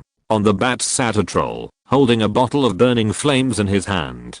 The night elf warriors next to them were not to be outdone. Led by May of Shadow Song, the claw druids and mountain giants rushed to the front. Behind them were countless elven archers who had already drawn their bows and arrows. In the air, the archers riding on the horned hippogriffs had also drawn their bows and arrows, and next to them were several elven dragons shining with light. Above them, the 2-headed chimera was spreading its wings and swooping down towards the spaceship in the sky. The raptor druid turned into a storm crow and soared into the sky, following behind the elf dragon. In front, looking at the 2 races of soldiers who were already rushing towards them, Thanos also waved to his subordinates behind him, and in an instant, the subordinates behind Thanos rushed towards the 2 groups. Behind, Mei Gan led Death and others to flash directly in front of Thanos, and looked at the purple potato spirit in front of him. It looked similar to the one in the movie, just as ugly. Mei Gan then looked at little Sissy who was caught by the purple potato spirit.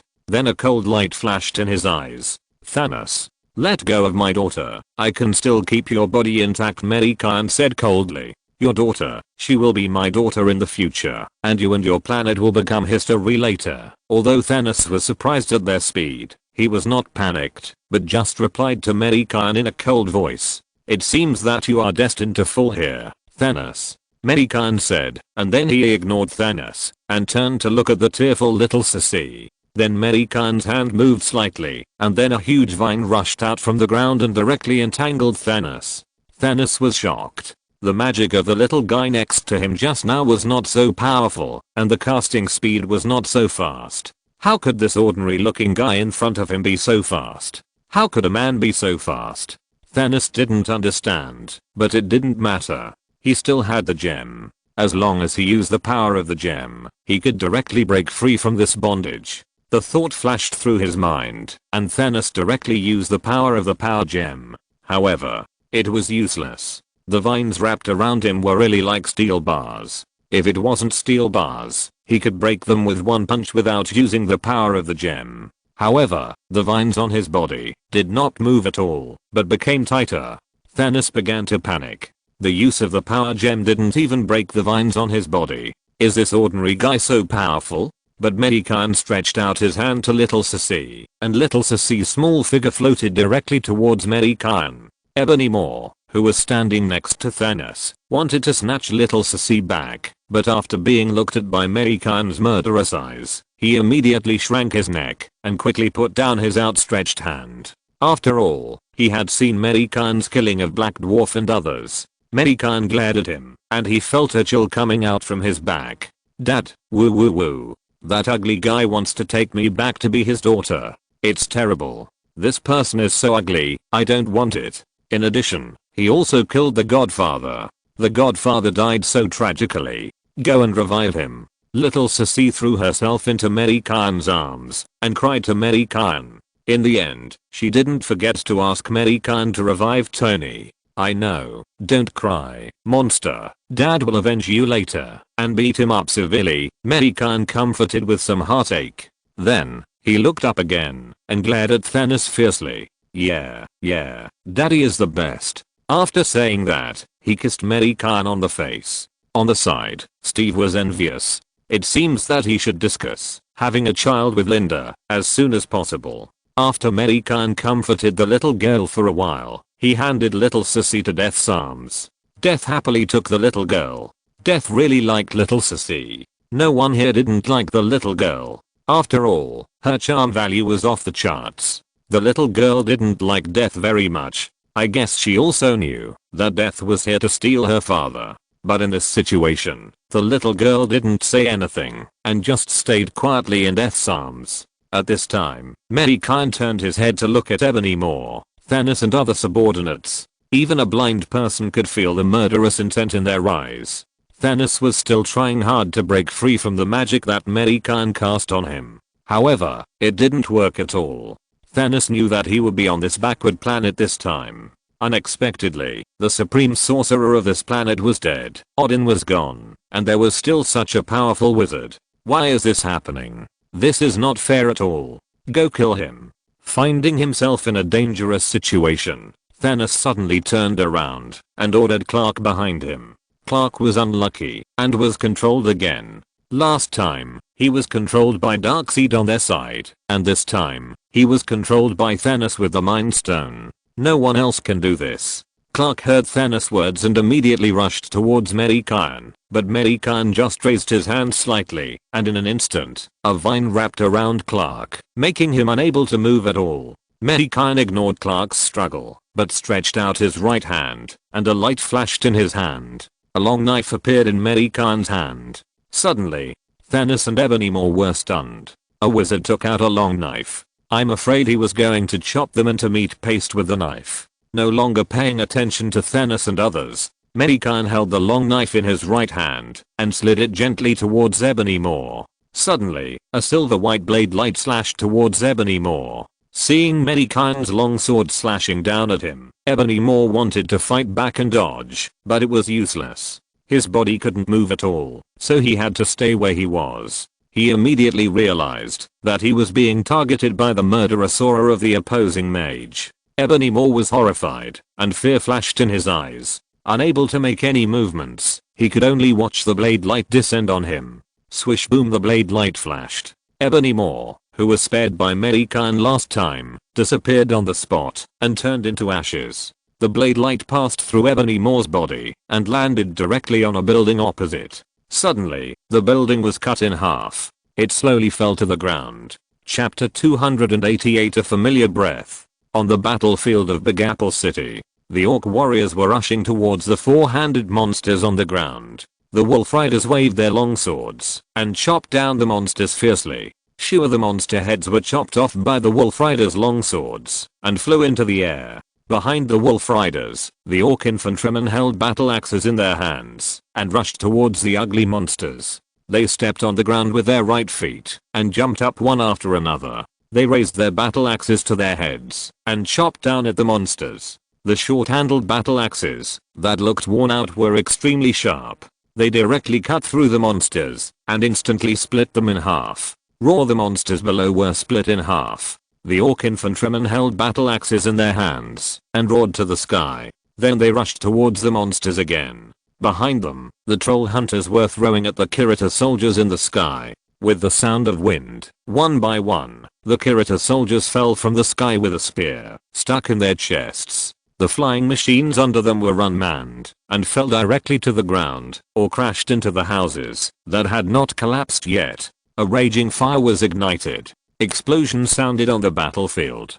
At this time, a rain of arrows shot out from the back of the troll hunter and shot towards the Kirita soldiers flying in the sky. Shua shua shua, the arrows hit the Kirita soldiers who kept dodging. These Kirita soldiers fell to the ground one after another, like large raindrops dripping from the sky. Under the spaceship, a white light flashed, and a figure suddenly appeared outside the cage that trapped the two giant beasts. Rip.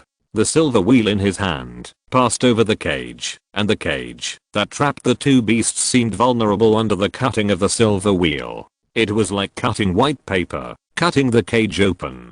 Bang inside the cage. The angry brown bear used its bear paw to directly print on the cage and directly blasted the cage open. Roar X to the two beasts walked out of the cage, roared to the sky, and then rushed directly towards the two huge monsters. Audrey Moore had been killed by Mei Gan. Now they could only seek revenge on those big monsters. However, there were not many big guys left. On the battlefield, the huge mountain giant was pulling out a big tree from the ground and then walked towards the big monsters and the steel giant insect. When he got close to them, he smashed the tree trunk in his hand towards the monsters.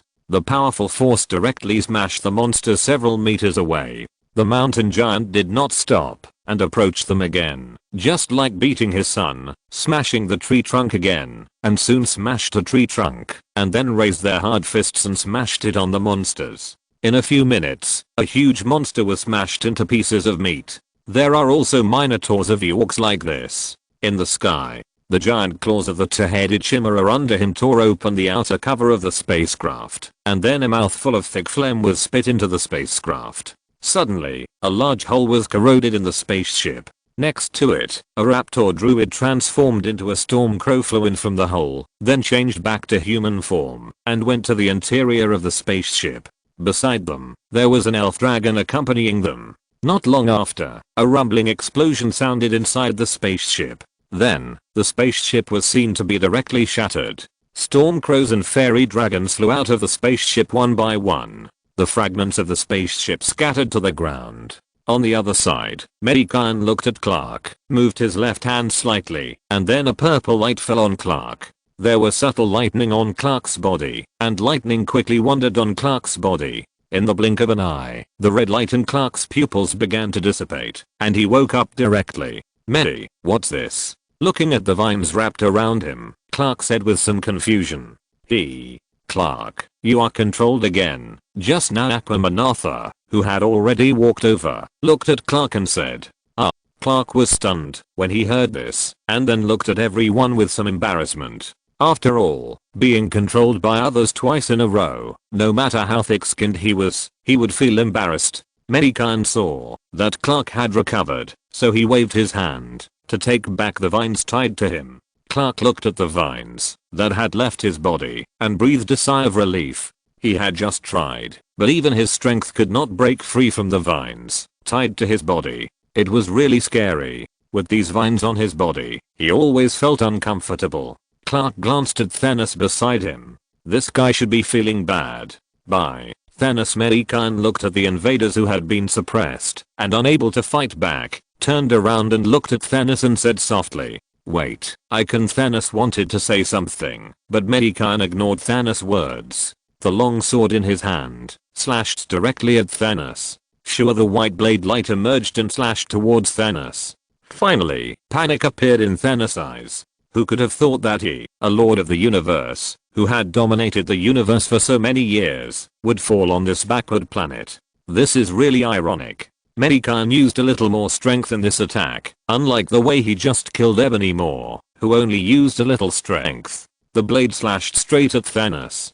Thanos only felt a flash of white light before his eyes, and then he lost consciousness forever. In the eyes of everyone, the white blade passed through Thanos' body, and then Thanos' whole body was shattered and turned into dust all over the sky. The white blade did not dissipate. After passing through Thanos, it directly tore open the space behind Thanos. A huge space crack appeared in front of everyone. Everyone could see that behind the space crack, there was a sky full of flames burning, and there were mountains with flames floating in the void. Behind the mountain, there was a dark void. Suddenly, in the void, two huge red lights appeared, which were even bigger than the floating flaming mountain. The light suddenly rose slowly. Everyone could see clearly that these were two huge pupils shining with red light. Hiss! Everyone took a breath. Such huge pupils, how big must the owner behind them be? I dare not imagine. Everyone thought that those mountain giants and behemoths were already very big. Who knew that there were such huge creatures? And I didn't know where it was over there. Mei, close the crack quickly, Nick shouted loudly not far away. He didn't want the earth to be targeted by this terrifying monster. Yes, it must be closed, Steve shouted in panic. At this time, originally planned to use mental power to check what the guy opposite was, but seeing that Steve and others were all terrified, he gave up the idea. He had to reach out and smooth the space crack. However, everyone still heard a sentence vaguely. What a familiar breath. Chapter 289. What good image can he have? Inside the Big Apple battlefield, Mei Gan heard the voice and suddenly turned around to look at the space crack that was slowly closing. He could vaguely see a familiar figure on the opposite side. Looking at the closed space crack, Mei Gan fell into thought. Why did he feel familiar? Could it be a place he had been to? Forget it, I can't remember it, so I won't think about it. Let's deal with these remaining invaders first. After Mei Gan finished thinking, he took the remaining gems on the ground back into the space. These were the gems Mei Gan had just protected, but he didn't destroy them. Besides, the mind gem was going to revive Vision. Now all 6 gems of the Marvel Universe have been collected by Mei Gan. Tony. At this time, Steve reminded Mei Gan. Mei Gan patted his head after hearing this. Tony was still in his pocket. Let's revive him first. After Mei Gan finished thinking, he walked towards the direction of Tony's body. Looking at Tony lying on the ground, pale and covered in blood, Mei Gan suddenly wanted to take a picture of this scene. Thinking of this, he immediately took action. Mei Gan reached out and took out a camera from the space and then took several photos of Tony from all angles. Tony, who had just floated out of Mei Gan's pocket, looked at Mei Gan's actions and immediately shouted in dissatisfaction, "Mei, what are you doing? Why don't you stop?" Tony looked at Mei Gan's actions and was very flustered. If his appearance was spread out, his image would be gone. Funny, what good image can he have?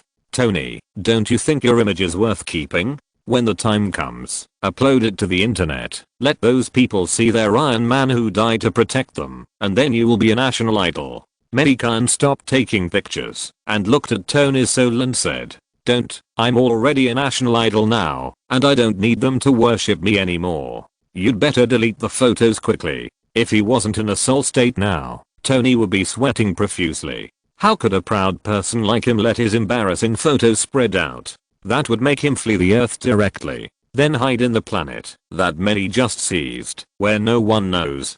Don't worry, I won't put it on the internet. I swear, at most, our neighbors will see it. Mei Gan, who had already taken the photo, put it away and comforted Tony. The people around him were already holding back their laughter. They had done this kind of thing many times, but it was only recently that Morgan was born, and they hadn't teased each other like this for a long time. Although they couldn't see Tony or hear his voice, they knew what the two were talking about. But there were 2 exceptions. They were still joking on this battlefield. Nick and Carol Danvers, who were standing aside, couldn't help but frown and thought. Just now, Carol saw Mei Gan kill Thanos in a few moves, and she became very interested in Mei Gan. However, now, she doesn't like this guy very much. Obviously, he has such a powerful force, but he didn't go to eliminate the invaders in the sky first. But he was still joking here, and he was joking with a dead soldier. What about resurrecting the warrior on the ground? This is too immoral. I don't know who this guy is talking to. Is this powerful guy mentally ill? And Captain America next to you is still trying to hold back his laughter. You are the powerful and upright Captain America. Your identity has not been swapped. How could Captain America become like this? Carol was a little dissatisfied and then turned to look at Nick next to him. Carol's dissatisfaction was because of Mei Gan's insult to Tony's body. Nick's frown was a little speechless and anxious. It was already this time, and they were still joking here. Could they please consider the occasion? But he didn't say anything. After all, he knew Mei Gan's ability, and he couldn't control Mei Gan. Because Mei Gan didn't let Tony's soul appear, no one could see Tony's soul except death. Carol looked at everyone with dissatisfaction, then turned to look at Nick and whispered, "Nick, you let them play around with the body of a soldier like this. I can't stand it. I'll go and kill the guy on top first, no need." Nick grabbed Carol, who was about to leave, turned his head to look at Mei Gan, and said to her again, "You take a look first." Carol didn't say anything after hearing this, but frowned and wanted to see what Mei Gan and others wanted to do. Meanwhile, Mei Gan had asked Banner and Johnny to coolies to put Tony's body away, and then the two retreated behind Mei Gan. Everyone behind him was waiting with great anticipation, although they had seen it several times. But every time they saw the resurrection technique, they would still look forward to it. Among them, Carlson was the one who was looking forward to it the most. After all, he was the one lying on the ground every time, and this time he finally stood by as a spectator. This is really not easy. I have to open a bottle of champagne to celebrate when I go back, and then go to his girlfriend to have fun. Here, Mei Gan took out the long-handled battle axe as usual. The sense of ritual cannot be missing, otherwise there will be no atmosphere. Then, the magic power in Mei Gan's body surged, and then a beam of golden light rushed into the sky and landed on Mei Gan's body. Tony, who was floating beside Mei Gan, suddenly felt a suction coming from his body. Knowing that this was a sign of resurrection, Tony did not resist and directly followed the suction into his body. After a few breaths, the golden light dissipated. The scars on Tony's body had all disappeared, and then his eyelids trembled slightly, and then his eyes opened. Tony sat up with a start. The first thing Tony did after resurrection was to look at Mei Gan with resentful eyes. He still remembered that Mei Gan had taken a photo of his corpse just now. Don't worry.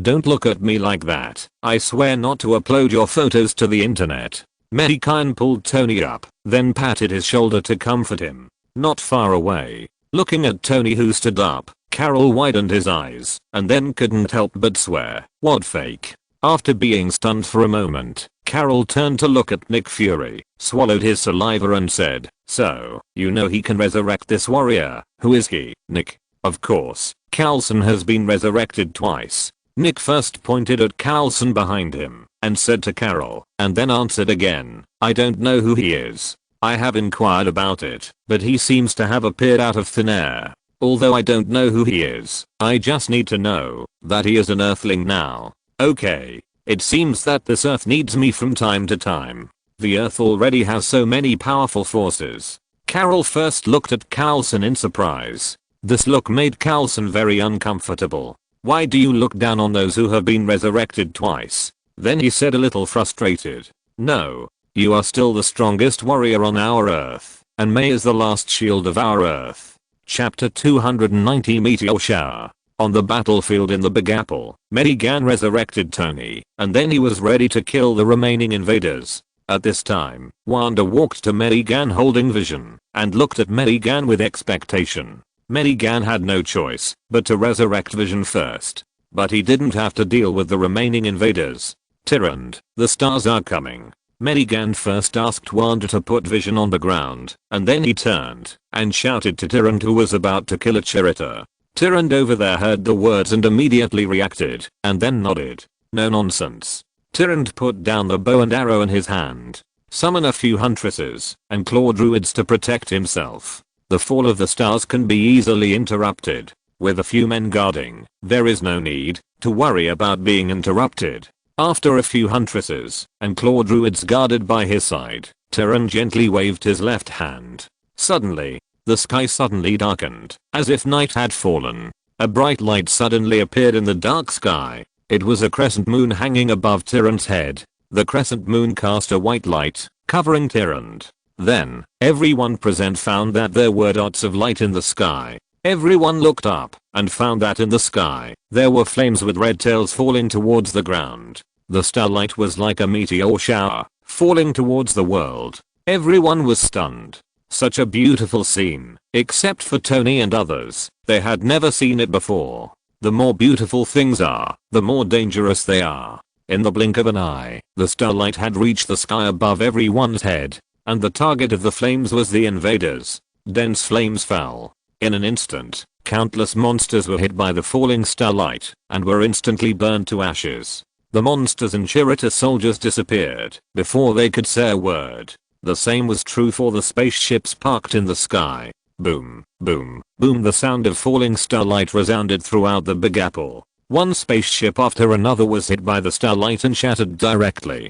Countless iron blocks burning with flames were falling to the ground. The mighty spaceship was smashed into pieces by Tyrant's skill in an instant. Clark and others who were fighting hard with them just now were a little surprised. It was so difficult for them to fight these guys, but the beautiful woman brought by Mei Gan actually killed all the invaders with the magic. This was too incredible, and they were a little embarrassed. Nick and Carlson were a little confused. This magic was very familiar, and it was very similar to the one Mei used when she proposed to her. They had received information from Natasha, which was similar to what Natasha described. Natasha was full of envy at the time. So, what is the relationship between this woman and Mei, and where did these ugly warriors come from? The two people's minds were full of questions. Then, the two looked at Banner and Johnny standing aside. They should know something. After all, they went to the universe with Mei last time. Director Nick, what is the reason why you two are looking at us like this? Banner asked in a panic, feeling a little scared by Nick and the others. Who are these weirdos who followed Mei, Professor Bruce? Nick asked in a low voice after approaching Banner. Oh, so that's it. Why didn't you ask earlier? Why are you staring at us like this, making us feel like we have committed something and scared us? The one who disliked contacting Nick and others the most was Banner. After all, he was chased by his father-in-law and had to hide from him. Professor Bruce, can you tell us now? Nick listened to Banner's nonsense and continued to ask unhappily. Don't worry, I'm going to tell you now, aren't I? Banner looked at Nick Fury, who interrupted him with dissatisfaction and then continued to speak. Those green monsters are orcs. Mei said that they are born to be powerful warriors and have more power than any other race. The other beautiful ones are called night elves. They are born archers. Any of them can shoot better than Barton. Barton should be able to see it. Banner explained to Nick and others, and finally pointed to Barton, who was just supporting him. Even Carol and Clark, DC superheroes, moved closer to Banner and pricked up their ears to listen to Banner's introduction. Nick first looked at the orcs and night elves who had gathered together and stood next to the space crack, and finally turned to look at Barton with an inquiring look. Barton nodded to Nick, indicating that he agreed with Banner's words. Just now, when he saw the archers of the night elves attacking, he was immediately shocked. He had never seen such powerful archery. More importantly, some of Jiang Ran's bows and arrows can turn. Isn't this cheating? His first thought at that time was that he wanted to learn. Seeing that Mei was so familiar with those archers, he would go find Mei and let them teach him. It should be no problem. So, where did they come from? Why do they have spells similar to Mei? Could it be that Mei is from their world? Nick tried to guess. That's a long story. Banner organized his words and then said again, this matter started a few days ago. This is what happened. Fuck, you said that those two races were created by Mei, so now you tell me that Mei is their creator god. Nick said in disbelief. Although he already knew how powerful Mei Gan was, he still couldn't accept this news. The young man in front of him, who looked ordinary, could actually create a race. Everyone around him had this expression, staring with wide eyes, and it was a bit difficult to accept. If you don't believe me, ask Steve. We saw it with our own eyes. Seeing that everyone didn't believe him, Banner pointed to Steve, who was standing in front, and said, I believe it. Nick nodded. He turned his head to look at Mei Gan, who was resurrecting vision, and then turned his head to look at the two powerful races standing quietly on both sides of the crack. A crisis appeared in his heart. If Mei was not satisfied with some things or people on Earth, would he directly lead his army to occupy this Earth? Even if Mei didn't have such an idea, if there was no place for these two races to reproduce on that planet, would they go against Mei's wishes and directly attack the Earth? You know, the female elf sitting on the white tiger just now knew the same spell as Mei, and she killed so many invaders with just one spell. It was even more exaggerated than the magic that Mei released when Loki invaded the Earth last time. And the orc riding the Black Panther seemed to have released the same magic just now. Nick Fury didn't dare to think about it anymore. If he thought about it, he would probably have to be enemies with Mei Gan again. If you're listening to this novel on a channel other than Fanfic World, it means they downloaded and uploaded it without effort. We cordially invite you to visit our channel, Mundo Fanfic Novelos. There you'll find the original version of this story, and you can explore many other novels of various genres. We're waiting for you to immerse yourself in a world of incredible novels. Chapter 291, Mindy, Earth, Big Apple. On the street. It has been several days since the battle started by Thanos. The destroyed buildings have been restored by Mei Gan, and for this, Nick has lost the funds for several safe houses. The orcs and elves have left the earth and returned to the planet. The planet named Azeroth by Mei Gan is located between Mars and Jupiter. It is also illuminated by the sun. The orcs and elves are very satisfied with this kind of life. Audrey heard about the race created by Mei Gan and the planet that belongs to him these days. Audrey was very curious and wanted Mei Gan to take her to see it. A few days ago, she didn't see the two races because she had to take her students to hide in the cave, but she saw them on TV. But can what you see on TV be the same as what you see in reality? Audrey is very curious about elves. Legend has it that the elves are all very good looking handsome men and beautiful women. Those fearless reporters on TV took pictures of Tyrant from a distance. She was indeed very beautiful. Otherwise, how could she have fascinated Lucifer, the Lord of Hell who had lived for so many years?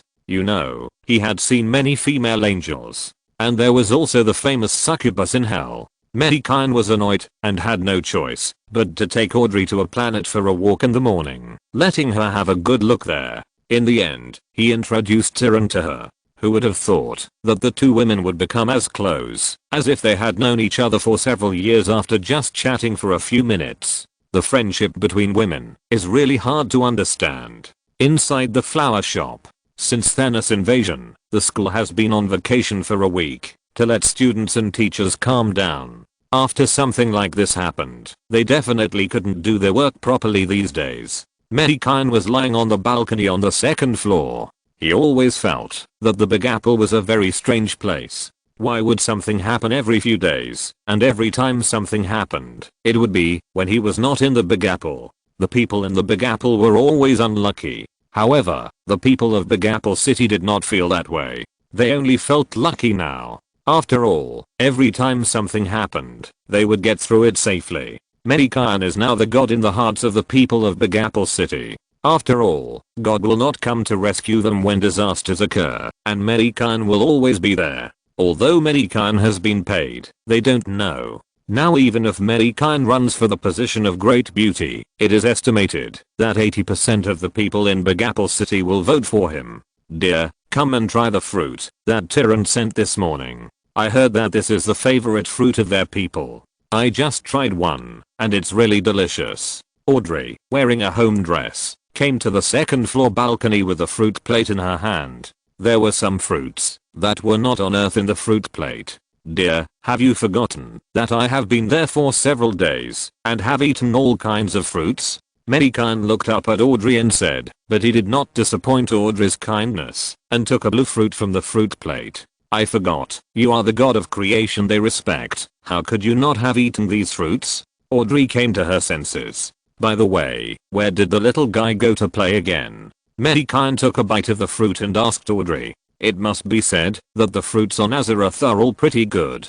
I don't know where Ego transplanted them from, and they finally got a bargain. She said she went to play with Sister Mindy with Farron, and said that Sister Mindy is very cool. Audrey sat next to Mei Gan and said while eating fruit, okay, the child is grown up and doesn't like to stick to his old father anymore.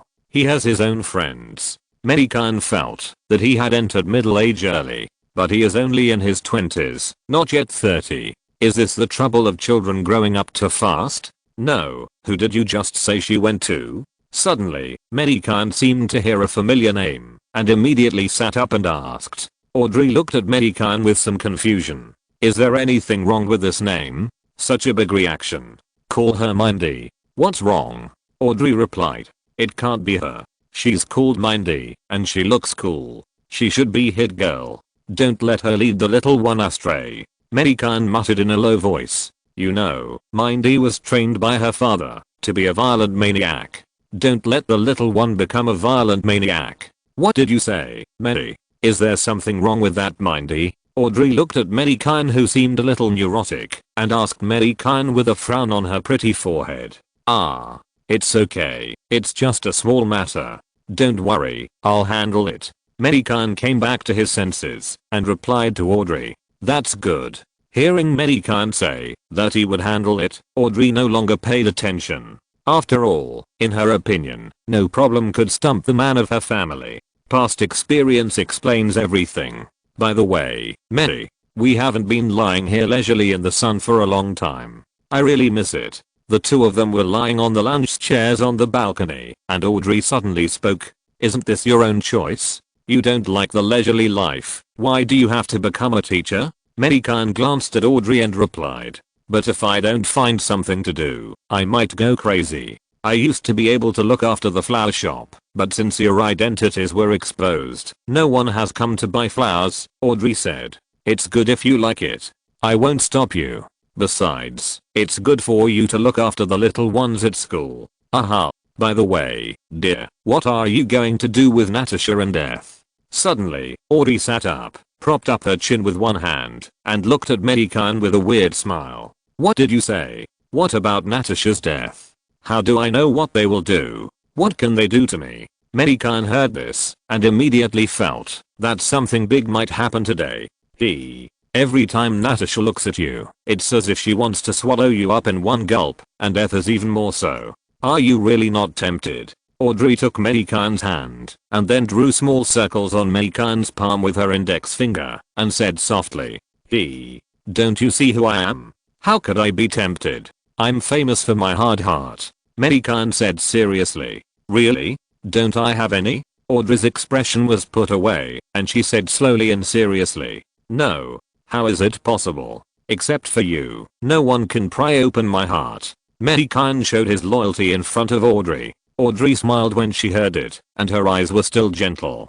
To be honest, Mei, if you really accept them, I won't mind, but you must have a place for me in your heart, and I must be the one who occupies the largest place. Audrey said slowly. Don't talk nonsense, dear, I don't have such an idea. Mei Gan put his arm around Audrey's shoulders, and said to Audrey. But he didn't notice that Audrey, who was lying next to him, smiled with a look of success. Chapter 292 Sargeras. In the dim space, two huge red pupils floated in the space. He stayed like this for a long time, and finally, a huge space hole appeared in front of him. Then, the owner of the red pupil finally showed up. A huge figure emerged, with fiery red flames burning from his body, two huge curved horns growing on his head, and a huge tail stretched out from behind. He turned his head to look at this place, and then walked directly into the space hole. As the figure disappeared, the space hole slowly closed. This place fell into a dead silence. After a long time, blue light suddenly appeared here and there. A pair of blue pupils emerged, and then his eyes were cast towards the void where Mei Gan had cut out. A blue figure emerged, and a pair of sharp blue claws gently slid towards the void. Zzzz, the void was cut open by the claws, and the figure turned into a blue light spot, and then directly fell into the crack. Then, the crack slowly closed. It was at this time. The space hole appeared again, and the huge giant burning with flames appeared here again. Looking at the space crack that just closed, the giant's face showed an angry look. It's still a step too late. The giant's voice fell, and he turned to face the space hole, staring at the hole for a long time. Not long after, two figures several times shorter than the giant appeared, walked to a distance in front of the giant, and they knelt on one knee in front of the giant. Master, I don't know what you want us to do. Killed Archimond. Some time ago, a strong man from another universe opened up the space at this location, and that space has been discovered by the Void Lord. Their world will become like our world, corrupted by the Void Lord. So, I want you to suspend the invasion of Azeroth. You take the Burning Legion to that world and destroy it. If the Void Lord absorbs the energy of that world, we will have no chance. The huge figure said to the two figures. But, Master, if we go to that world, our plan for Azeroth will be interrupted, and it will be even more difficult to destroy Azeroth next time. Archimond looked up, and looked at his master. If it doesn't work, I will destroy Azeroth myself. Moreover, in that world, I smelled the unique breath of Azeroth, which is the breath of the orc army controlled by you. The huge figure said again. There are still orcs in another universe. Kil'jaeden, who had no horns on his head, showed curiosity on his face after hearing the giant's words. You know, he was the one who made the orcs surrender behind the scenes. Now there is another orc in another world. Maybe it will be easier to take down that orc this time. Then, let's prepare, Master. Archimond, who had a pair of flesh wings and a curved horn on his head, said to the giant, Go. Go and destroy that world. We can't let the Void Lord become more powerful, said General Sassaclus in a deep voice. Yes, the two demons stood up and turned to walk towards the space hole. Saclus's red pupils looked into the void again. In the Marvel universe, outside the Earth, a tiny crack appeared in the void, a blue light flashed, and then the crack disappeared without a trace. As if nothing had ever happened. This area once again fell into a dead silence. Earth. In a demali in the Big Apple, several black men were holding knives and facing a blonde woman in a dress. Take out all the valuables quickly, or I'll let you taste the knife. A black man who looked like a leader said to the blonde woman fiercely, shaking the knife in his hand from time to time. I don't have any money, can you let me go, brothers? The woman said with some fear. Hurry up, our patience has its limits. Several black men hurriedly urged. They couldn't help but be anxious. This is the Big Apple, where superheroes appear all the time. If they were seen by some bored superhero later, they would be doomed. After all, they were just small hooligans. How could they resist those superheroes with superpowers? Since the appearance of those superheroes, these small hooligans have become more and more miserable. They can only do a few jobs secretly. If the profit is huge, it's fine. If the profit is small, they may starve for several days. And they are used to spending lavishly. Big brothers. The blonde woman wanted to say something, but these small hooligans were already impatient. They grabbed the blonde woman's bag and robbed it roughly. Ah. Help.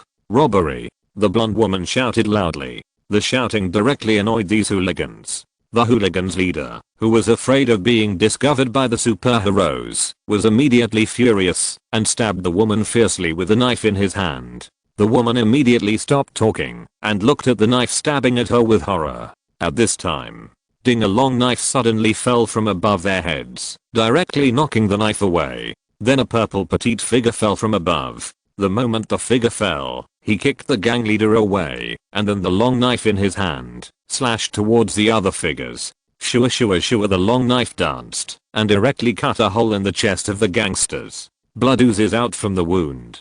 Other gangsters were immediately shocked and cried out in pain. Seeing this, the blonde woman immediately picked up the bag that fell to the ground and then ran towards the exit of the alley in panic. Bang, at this moment, a white light fell from the sky and hit the chest of the gang leader who was holding the pistol directly. The huge force directly knocked the gang leader several meters away. He rolled to the ground without any sound. Sister Mindy, I didn't expect you are also a superhero. You didn't tell me last time. A pink figure fell down, and at the same time, Little Sissy's voice sounded. Little Sissy, why are you here? Mindy put away the long knife in her hand and looked at the pink figure that had fallen to the ground. Mindy already knew Little Sissy's identity, so she was not surprised to see the armor on Little Sissy. I just came out for a walk and saw Sister Mindy, so I came over. Little Sissy put away the mark armor, jumped to Mindy's side, held her little hand and said,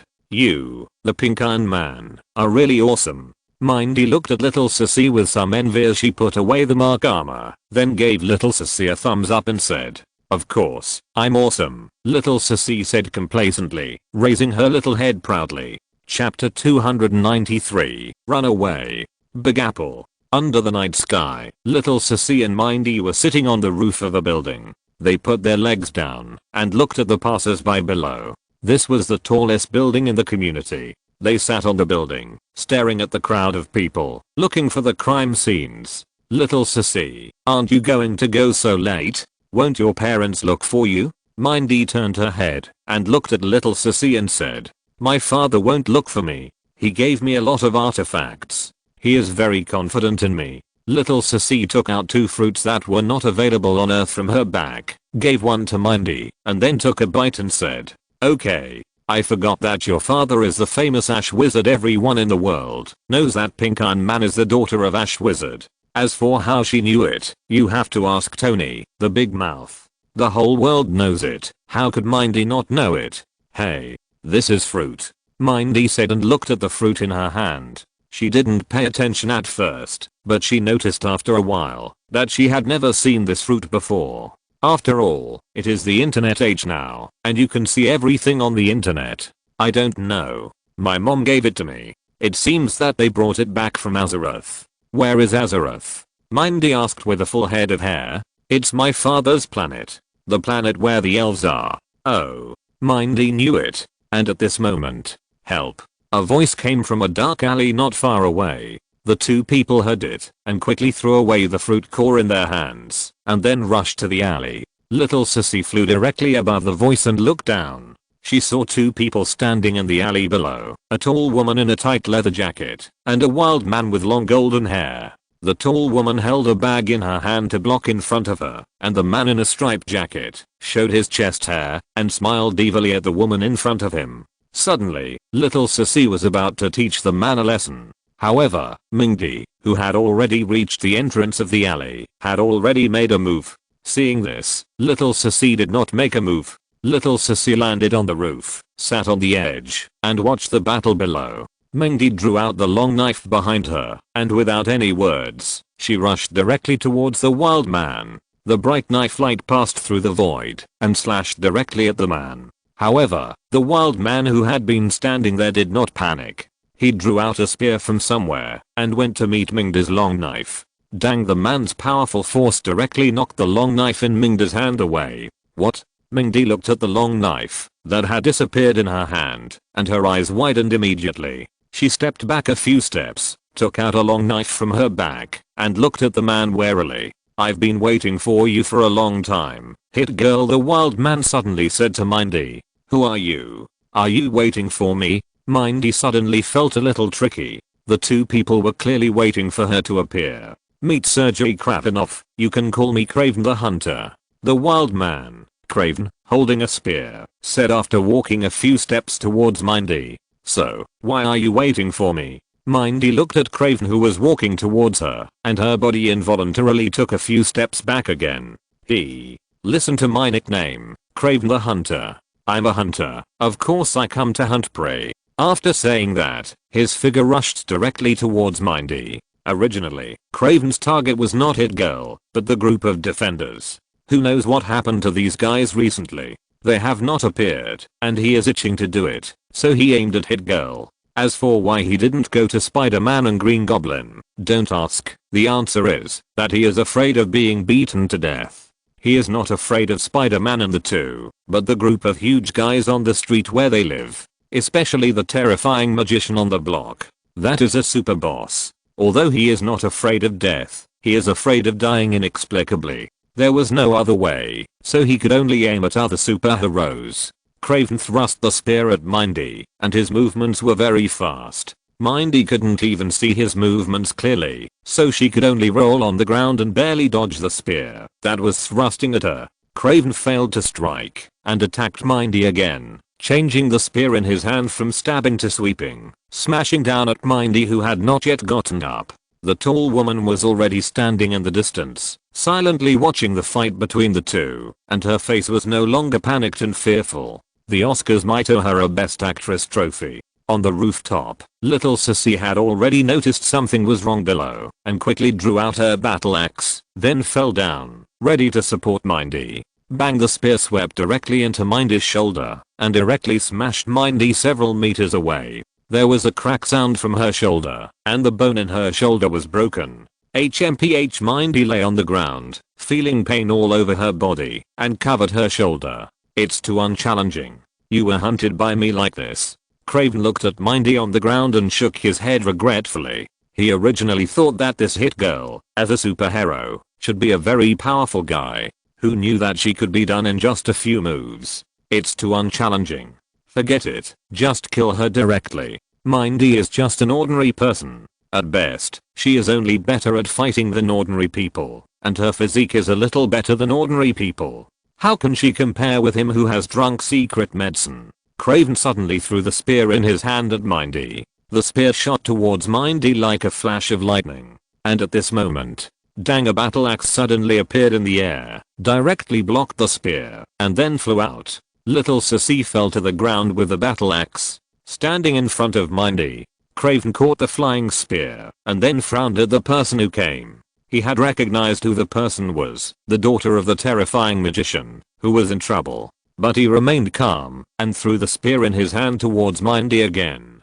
Seeing that this guy dared to attack, little Sissy waved the battle axe in her hand again, and then chopped down the spear. And Craven, he had turned around, pulled the tall woman and fled directly. Run. Only little Sissy and Mindy, who had cut off the spear, were left staring blankly at the backs of the two people running away. In the universe, in Marvel's planet Azeroth, Mei Gan was sitting on the back of a black panther, strolling in the base of the elf tribe. And behind him, Audrey was sitting sideways behind him. The elves are indeed the most nature-loving race. In just a few days, this valley has changed a lot, and the flowers in the valley are blooming neatly. Colorful, very beautiful. The elves also brought some clean water from the lake, and opened up a small river.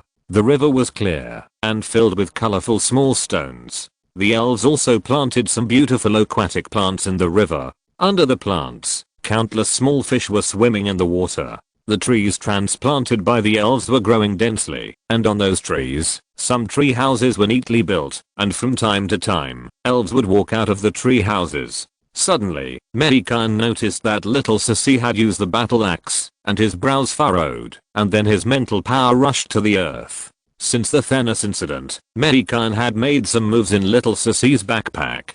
Chapter 294. Are the snacks you bought delicious? Azeroth in the Marvel Universe. Mei Gan's mind flashed with the scene he had just seen, and he was suddenly a little annoyed.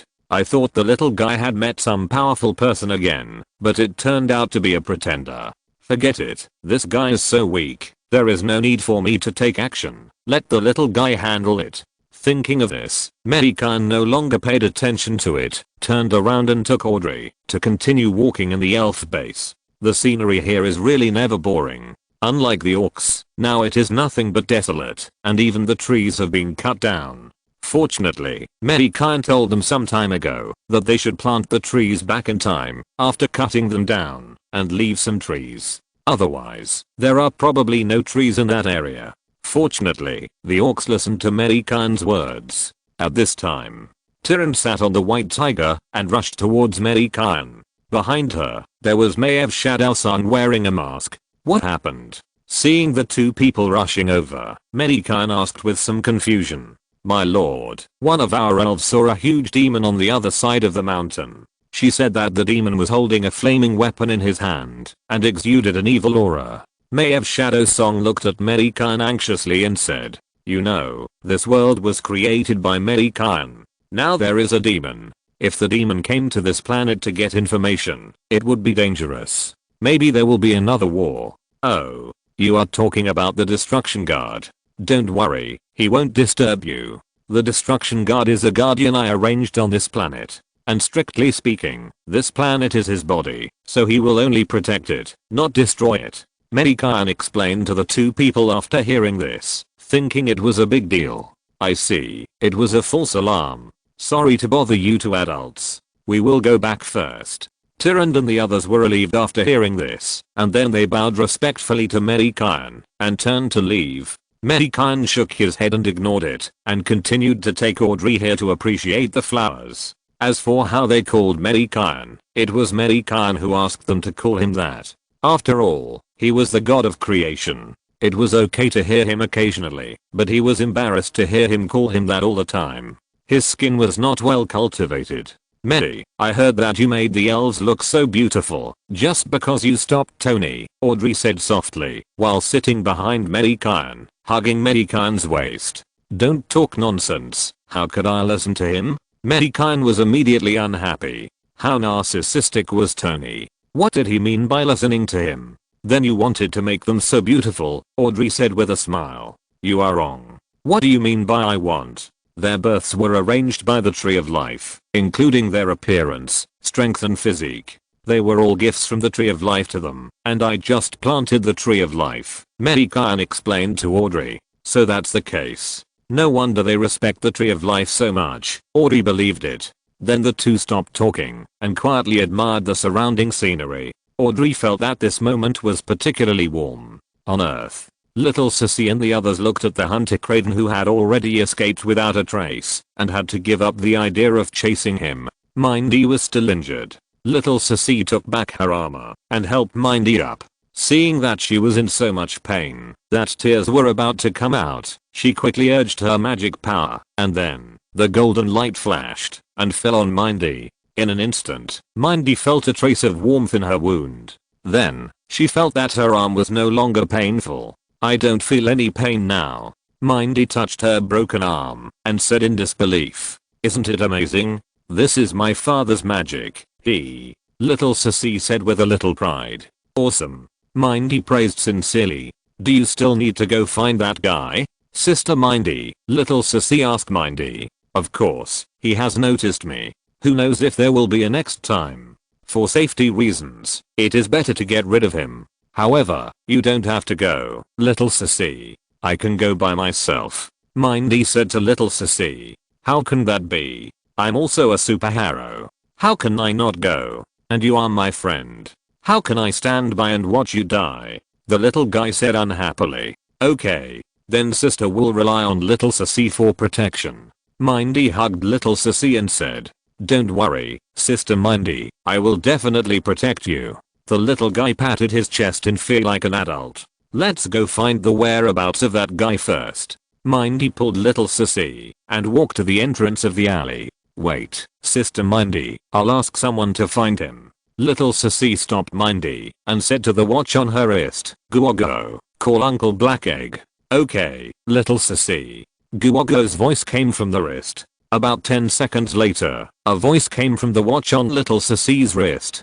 "Hey, Little Sissy, what do you want to talk to me about?" Nick's voice came, and his voice was rarely heard. "Uncle Blackballed, help me quickly." Little Sissy told Nick about her own situation. "Wait a minute, I'll ask someone to check it out now." Nick heard that and felt that the hunter should also be a person with abilities, so he immediately ordered his men to find out his whereabouts. A moment later, Nick learned about the hunter Craven from his men. "Little Sissy, after you find that guy, can you not kill him?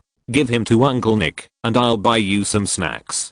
Nick said to Little Sissy softly, like a liar who kidnapped a child. I want to ask Sister Mindy. He wants to kill Sister Mindy. And also, are the snacks you bought delicious? Are they branded? If they are not branded, I don't want them." Little Sissy heard that and turned her head to look at Mindy next to her, then swallowed her saliva and asked with some intention, "Of course it's a famous brand. If not, just tell Uncle Nick what you want to eat and I'll have someone send it to you. I promise not to tell your parents." Seeing Mindy nod beside her, Little Sissy happily agreed. "Okay, you said it. Just buy the snacks. I'll go catch the guy now." After that, Little Sissy and Mindy went to the address given by Nick. "Sister Mindy, I'll call some people to help catch that guy." The two walked for a while, and Little Sissy suddenly thought of what to do if the guy escaped again, so she spoke directly. "Who are you calling? You don't want to ask your dad to come over?" Mindy asked with some doubts. If she asked a magician to come over, wouldn't that be bullying? "You'll know later." After that, Little Sissy tapped her watch a few times and then took Mindy to the location of the hunter Craven. The hunter Craven was walking in a dark alley with a tall woman. The two walked for a while and stopped at a small door. Craven first looked around for a moment, then walked directly into his dark base. Chapter 295. Have you brought the goods, Mr. Agent? Big Apple City. In the night, a pink light streaked across the sky. Little Sissy was wearing the Mark armor and was flying through the sky with Mindy in her arms. Because walking over there was too slow, Little Sissy had to fly over with Mindy in her arms. Mindy was held in Little Sissy's arms, and she looked at the scenery below with some curiosity. This was her first time flying like this, and it had to be said that it was quite interesting. This attempt was quite new to her. Not long after, the two came to the top of Craven's base. The two landed on the roof and waited silently for the person Little Sissy called. After a moment, a red figure suddenly landed beside the two. The person who came was Peter the Little Spider. Then, another figure fell from the sky, and it was Harry the Green Goblin. The two walked to the little guy's side and asked Little Sissy, "Little Sissy, tell us who we are going to deal with, and your brother Peter will cut him into pieces now." "Brother Peter, does Sister Gwen know that you are so violent?" The little guy glanced at Peter and joked. Ah. Peter didn't know how to answer. Haha. You must be shocked, Peter. Harry teased from the side. Peter looked at his gloating friend with dissatisfaction and ignored him. Harry didn't get annoyed. He smiled and looked at Mindy with purple hair. When he saw Mindy for the first time, Harry was full of curiosity about this masked purple-haired lolly.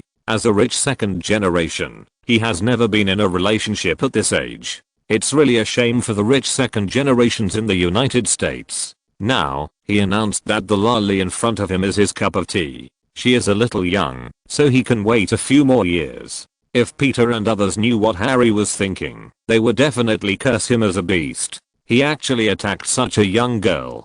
Boom! At this time, a figure fell from the sky. Tony Stark, wearing the Mark armor, landed beside the little guys, looked at the little guys and said, "Little sissy, what happened? You actually went to find that guy Nick Godfather. Why are you here? I didn't look for you." Little sissy looked at Tony with some confusion. "You should look for your godfather if you have something to do. Why are you looking for that bald egg?" Tony walked to the side of little sissy, touched the little guy's head and said, "Godfather, you have to take Sister Morgan. I'll find someone else." Little sissy tilted her head and looked at Tony and replied, Okay.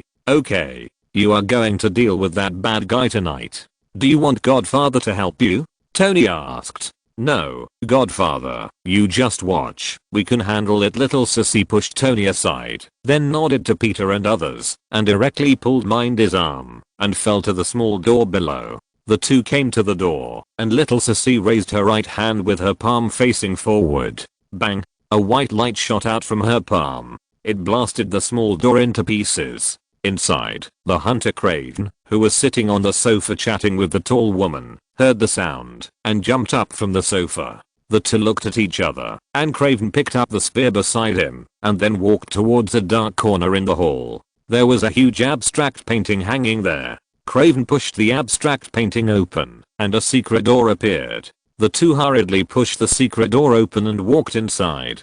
At the same time, the figures of Zio and the others just appeared in the hall. They just happened to see the shaking painting. Without saying anything, they ran directly towards the painting. While running, a small machine flew out from Zio's shoulder, and a blue light shot out from the machine. Suddenly, the layout of the secret passage appeared in front of Zio. Zio quickly contacted Peter and others outside.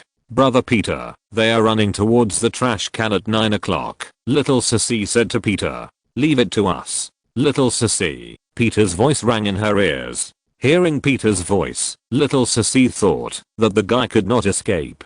Indeed, when little sissy and Mindy ran to the exit, Craven and the tall woman were already hanging on the street lamp. Both of them were entangled in spider silk. Not far away, Peter and Harry were yawning boredly, and they were not interested in the sudden appearance of Craven. For those of them who had experienced the Thanos incident, although Craven was Spider-Man's opponent in the original book and defeated Spider-Man once, however, the current Peter Parker is not the original Peter Parker. He has equipment provided by Tony and Uncle Khan's teachings, and his combat power has increased by more than one time. Not to mention the little Craven, even Ebony Moore, Peter can resist it a few times. Craven felt very miserable. He just came here to visit the good friend he met at the beginning, and by the way, he came to the base he set up in the Big Apple City to pick up some things. He was bored and went out to hunt prey. Who knew that he would be caught the first time? He hit the wall.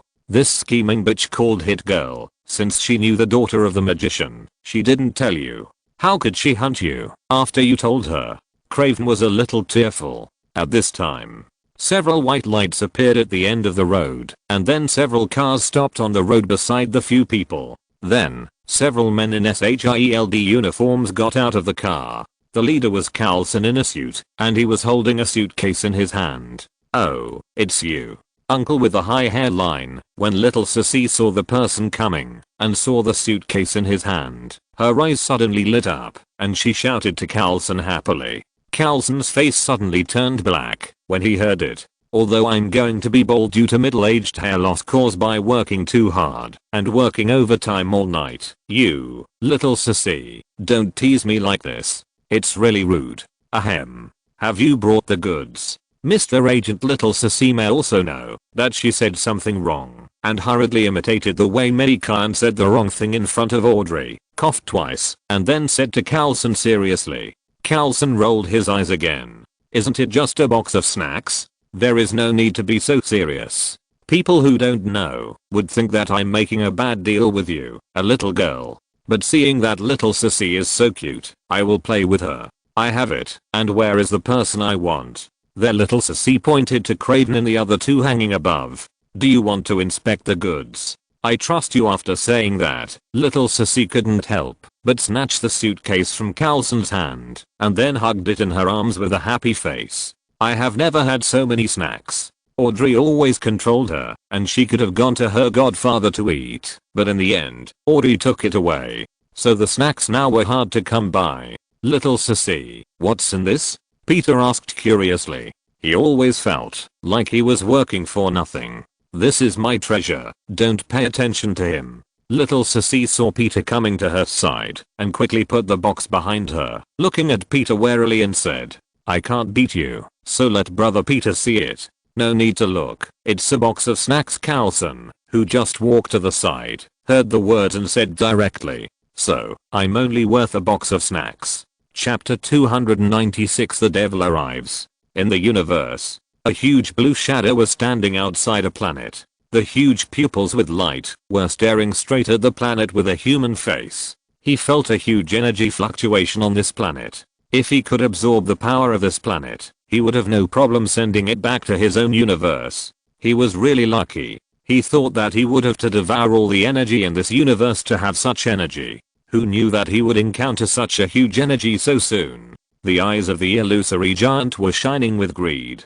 A rampant smile appeared on the face of the huge blue man. The blue claws stretched forward and slid fiercely into the void. Sure, the space was torn apart, and a huge crack appeared in front of him. Then, a huge purple tentacle stretched out from the crack. There were countless silver white hooks on the tentacle. The tentacle was swinging unconsciously and slowly stretched out towards the crack. Then, a huge giant tentacle monster descended into the Marvel universe. Evil energy slowly floated out of its terrifying body. Behind the tentacle monster, a group of huge demons poured out from the cracks, and corrosive evil energy permeated from their bodies. The bloated ghost mother, the hellfire burning with green flames, the winged dreadlord on the back, the two-headed void dog with sharp teeth and two heads, the huge abyss lord holding a strange weapon, etc. These deformed monsters from the twisted void of the Warcraft universe, each of them carries a powerful evil energy. So much energy permeates the void, and even the surrounding space is corroded into pits. Just when these evil demons are in pain. On Earth, at the entrance of the tavern in the Kalimda district, Mei Gan was happily drinking with Tony and others, and suddenly he smelled the decayed and ominous smell. Suddenly, Mei Gan put down the wine glass in his hand, stood up, and looked up at the blue sky. Mei Gan frowned, and couldn't help but wonder in his heart, who is this huge evil breath? Is there such a powerful and evil guy in Marvel? Mei Gan was puzzled. Then he stopped struggling, and his spiritual power spread out, exploring the source of the breath. After a moment, Mei Gan saw the group of demons from the Warcraft universe, especially the blue-bodied Void Lord standing in the void. @%. When Mei Gan saw these demons, he was no longer calm, and uttered a series of swear words. Tony and others sitting next to him looked at Mei Gan, who was swearing, with some surprise. They had never seen Mei Gan like this before. It was that unlucky guy who provoked him again. And he even cursed at him, which had never happened before. A few minutes of silence for him. Mei, what happened? Steve asked with some confusion. It's a big deal. If it's not handled properly, it's estimated that the universe will be destroyed, Mei Gan said with some annoyance. I have just had a few days of leisure. How come I have encountered such a thing again, not letting myself live a good life at all? By the way, where did these demons come from? How did they come from the Warcraft universe to the Marvel universe? Is it because of me? Or because of the system? Wait, it can't be that knife that time. The one behind that spaces. President Sap, %% at Ashat. Mei Gan thought of this and cursed again. So it's my fault that these demons can appear in the Marvel universe, and that blue illusory demon is the Lord of the Void. Are these guys standing outside their own planet and want to attack their own planet? When everyone heard this, their faces changed immediately. It must be a very tricky thing for Mei Gan to say that it was a big deal. I don't know how many people will be killed and injured this time. Mei, is it tricky? Banner asked a little unbelievably. Even when the powerful Thanos came, Mei Gan didn't act like this, so Banner and others were a little panicked. Of course it's tricky. I guess I need to chop those guys a few more times. If 1 or 2 slashes can't kill them, damn it, why can't you let me live a good life for a while? Mei Gan frowned and said, looking like he was going to fight to the death. Fuck. After hearing this, several people stared at Mei Gan with wide eyes. Are you being so arrogant? How can you pretend like this? 1 or 2 slashes won't work. You need to chop a few more times. What's so tricky about this for you? It's just a matter of waving your hands a few more times. Several people rolled their eyes and then calmly drank and chatted again. Mei Gan was not happy. How could such a fierce demon come to this universe and you are indifferent? At this moment, boom, colorful light fell from the sky and dissipated. Thor appeared next to the turret with Loki. When Thor saw Mei Gan, he shouted loudly, Mei, it's bad. Something big has happened. I'm fine, and you have to sell things to repair the road again. Mei Gan heard Thor's shouting. His face looked a little bad, and then he pointed to the road with a rune printed on it and said to Thor and the others, don't worry about this for now. Heimdall saw that many evil monsters appeared in the universe, and they all carried evil breath. We have to. Thor turned his head and looked at the damaged ground on the ground. His face turned pale, and then he changed the subject and said to Mei Gan, stop, I already know what you said. I will go over and deal with them later. You should think about what treasures you can sell. Mei Gan interrupted Thor directly. Right. My good brother, I told you a long time ago that we have to land outside, but you don't believe it. Loki, who was beside Thor, looked at his elder brother with a resentful expression, thinking that it was a miracle that he could live peacefully until now. How could he have such an elder brother? Mei, let's talk about it. We will help you deal with those monsters, but don't let us repair the road. Thor looked at Loki beside him with some annoyance, and then said to Mei Gan, help us. Come on, this is not helping us. Are you not from this universe, and you are helping us? Mei Gan said speechlessly. Although these demons should have come to this world for their own reasons, he couldn't admit it directly. Okay. Mei. Thor was a little depressed. He was going to bleed heavily again. It was really unlucky. He didn't think that it was his own fault. Mei, who are the enemies this time? Steve saw that Thor had also come, and his tone was so anxious, so he quickly stood up and asked Mei Gan. They come from another universe, collectively called demons from hell. Johnny asked puzzledly. No, they come from a place called the Twisting Void in that universe. The evil energy they carry can corrode the entire universe. They will only destroy. Mei Gan explained to everyone. Chapter 297 Assembly. Earth. Next to the turret in the Kalimdor block. Listening to Mei Gan's introduction, everyone felt that the situation was difficult. Fortunately, they had Mei. Otherwise, if it was just them, they would not be able to fill the gaps in their teeth. Didn't Mei just say that? Those demons can corrupt the entire universe. Shall we go over and eradicate them now? Mei. Steve was a little eager to move. Although he might not be able to beat those demons, he still wanted to give it a try. Looking at Steve, who was getting ready to move beside him, Mei Gan really didn't want to attack him. It is estimated that he can't even kill a small monster. At most, he can fight with the monster 50 to 50 in stalemate for a whole day. It is estimated that only Thor and Banner are of some use. The others are just soy sauce rolls. But Mei Gan didn't want to attack them.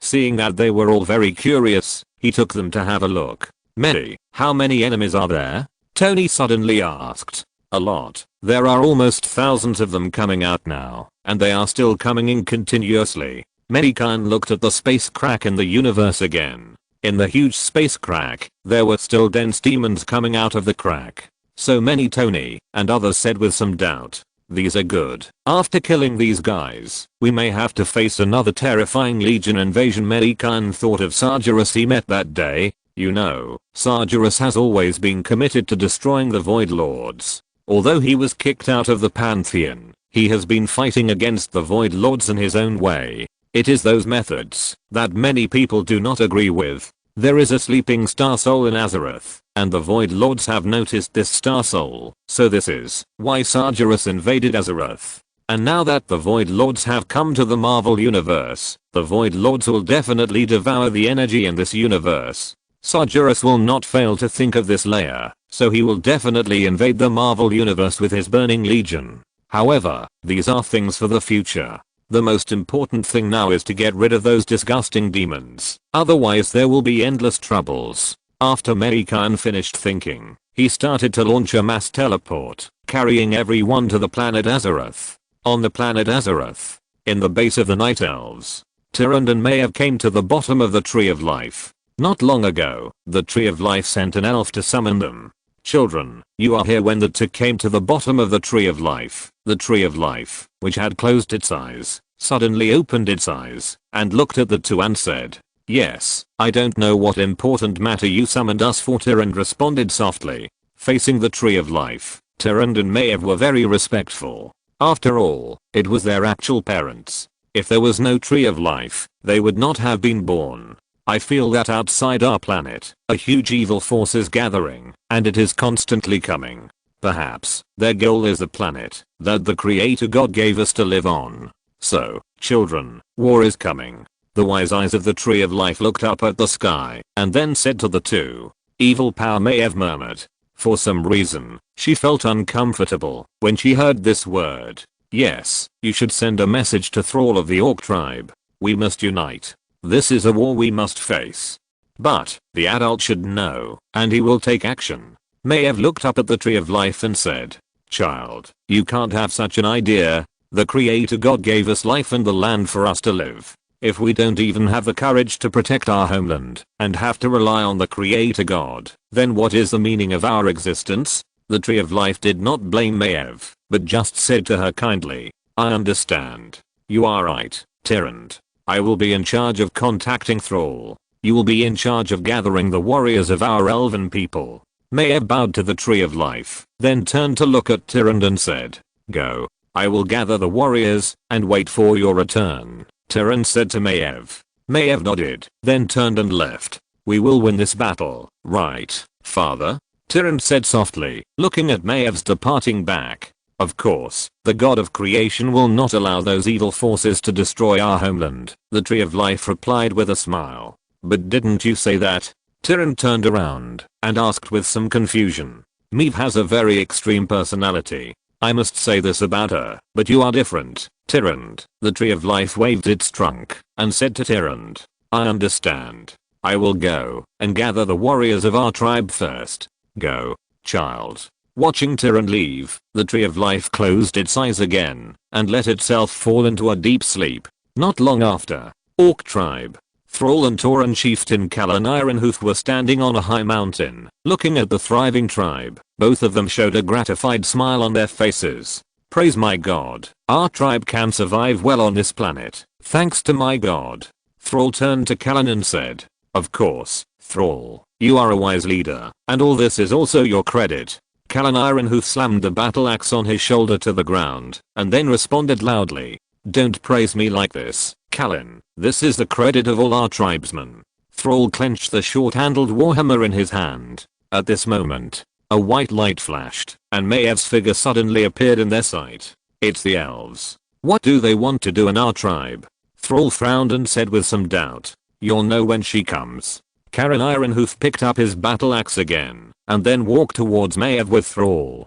"Maiev, what are you doing here in our tribe?" When the two came not far from Maiev, Callan Ironhoof, the straightforward Tauren chieftain, asked, "Two leaders of the Orc tribe, I'm here to tell you something urgent," Maiev responded. In fact, she didn't like coming to the Orc tribe very much. After all, their appearance was too ugly, but this time the matter was too urgent, so she had to make a trip, and she was not at ease to leave it to others. "Go in and have some fruit. We'll sit down and talk," Thrall invited. No, the matter is too urgent. I'd better tell you directly. Just now, the tree of life of our elves sensed that there is an evil aura outside our planet, and it is still gathering continuously. Their target may be our planet. So, leaders of the orcs, our war is coming. You'd better quickly gather the warriors in your tribe to deal with those evil forces, Maiev said to the two in one breath. You are telling the truth. Thrall was a little bit unconvinced, but in his heart he had already believed it. After all, the tree of life was planted by our god. Look there, Thrall. Suddenly, Callan Ironhoof patted Thrall on the shoulder and pointed to the distance. If you're listening to this novel on a channel other than Fanfic World, it means they downloaded and uploaded it without effort. We cordially invite you to visit our channel, Mundo Fanfic Novelos. There you'll find the original version of this story and you can explore many other novels of various genres. We're waiting for you to immerse yourself in a world of incredible novels. Chapter 298 Blade Light. Marvel Universe. On the planet Azeroth, Thrall and Maiev turned their heads to look in the direction that Callan pointed. In the distance, the Destruction Guard was holding the flaming longsword, roaring to the sky, and at the same time, his body was rapidly growing. A ball of green flames was surrounding him, and the terrifying aura spread out to the surroundings. Thrall and others could clearly feel this powerful pressure. It is said that the Destruction Guard is also a demon, but after being summoned by Mei Gan, he has become Mei Gan's subordinate and is more powerful than other Destruction Guards. The Destruction Guard felt the threat from outside the planet. He has always carried out the tasks assigned to him by Mei Gan, patrolling the planet and erasing all threats. And now, there are guys from outside the planet who are eyeing this planet, so he is angry. There, he also felt a familiar breath, which is the breath of his origin. But he is no longer the Destruction Guard who is muddle-headed and only knows destruction and killing. Now he deserves the word guard. Leader of the orcs, don't hesitate any longer. Even the guardians of this planet have sensed the threat from outside. Don't you believe it? Thrall looked at Callan with a gloomy face, then nodded. Then Thrall turned to Maiev and said, we will gather our orc warriors right away, and then we will gather on the grassland in front. Okay, I hope you can hurry up. Maiev nodded, then turned and left, went back to the elf base, and told Tyrande the news. Looking at Maev's leaving back, Thrall turned to Callan next to him and said, man, we have to fight side by side again. Your blood is not cold yet. Just like last time. Brother, do you see the battle axe in my hand? It may be cold, but my blood is always hot. Callan stabbed the battle axe in his hand hard on the ground, and then said in a muffled voice, then, let's go back and gather our warriors. Thrall and the others turned and walked towards the tribe. Not long after, but a loud horn sounded over the orc tribe. The moment the horn sounded, the orc warriors who were busy with their own things, put down their work, and picked up their weapons. Then they all ran towards the place where the horn sounded. A moment later, all the orc warriors who could fight appeared on a square. They were excited on their faces and their eyes flashed with the desire to fight. The orcs were originally a warlike race, so it was not surprising that they behaved like this. Thrall said a few words to the orc warriors, and then swung the warhammer in his hand forward. Suddenly, the orc warriors followed Thrall in a mighty manner, and walked towards the distant plain. Outside the planet, outside the space crack, countless demons were floating there. The space crack was slowly closing. The eyes of the Void Lord standing there flashed with a faint light, and his blue mouth moved slightly, and then several tentacle monsters flew towards the depths of the universe. Beside them, there were some other demons. They were going to search the universe to see if there were any planets with huge power, so that they could directly devour the power on those planets. Then, the Void Lord looked at the planet Azeroth below. Then he raised his huge right hand and slid down to the planet Azeroth below. Suddenly, countless demons rushed towards Azeroth. Wherever they passed, the space in the universe was no longer stable. It was corroded by the evil energy surrounding them.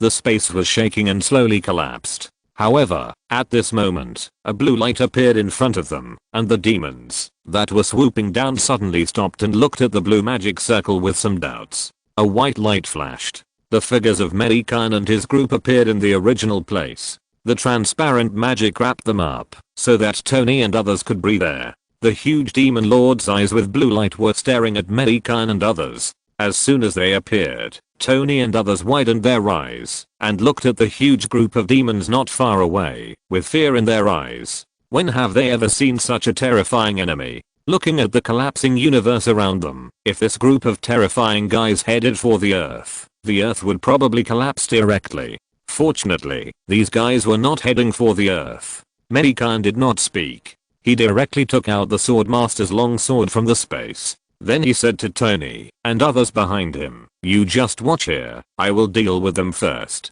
After that, Mei Gan took a few steps forward. The Void Lord looked at Mei Gan, who was walking towards them with some surprise. This guy wanted to stop them here? What a joke. He has been in their universe for so long, and he has never seen such an arrogant guy. Even Sargeras of the Pantheon is not so arrogant. He also knows to gather some demons to compete with him. The Void Lord's mouth moved slightly. Suddenly, the powerful demons in the void rushed towards Mei Gan. Mei Gan's face was calm, just looking at those demons. He slowly raised his right hand holding the knife, and then slowly chopped down towards the opposite side. In an instant, white light lit up in this universe, and a huge blade light swept towards the demons. Shoo, the blade light passed, shattering the surrounding space, and cracks in the space appeared one after another, and then spread towards the demons. Bang bang bang explosions sounded in this soundless universe. Wherever the blade light passed, those terrifying demons were directly shattered, and then turned into ashes and scattered. Just one knife. Mei Gan and others cut down 1/3 of those powerful and terrifying demons. The Void Lord was a little surprised. How could there be such a powerful guy in this universe? Why couldn't he feel his strength? You know, after he came to this world, he felt it well, and only felt a few powerful guys, but they were not qualified to make it pay attention. However, why couldn't the human in front of him feel the existence of power? And he was so powerful. However, even if you can kill so many demons with one sword, you can still cut a few more. He was not panicking in his heart. After all, there were too many demons. Mei Gan did not pay attention to the expression of the Void Lord, but raised his right hand holding the long sword again, and chopped at the demons again. Swish, white light bloomed, and half of the demons were chopped into ashes by the sword light again. This time, the Void Lord was a little panicked.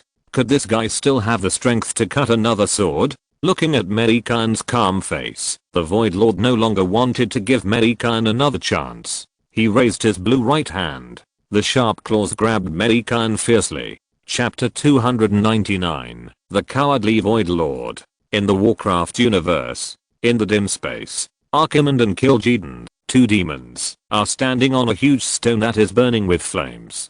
Below, countless demons are gathering. This time it is a war across the universe, and they don't know the situation over there, so they are still a little nervous. I think we should send a Dreadlord over there to get information, otherwise we will be very passive if we don't know the news over there. Archimond turned his head and looked at Kil'jaeden and said, "Maybe, but we should ask the adults. If the adults don't want to, we can't act on our own."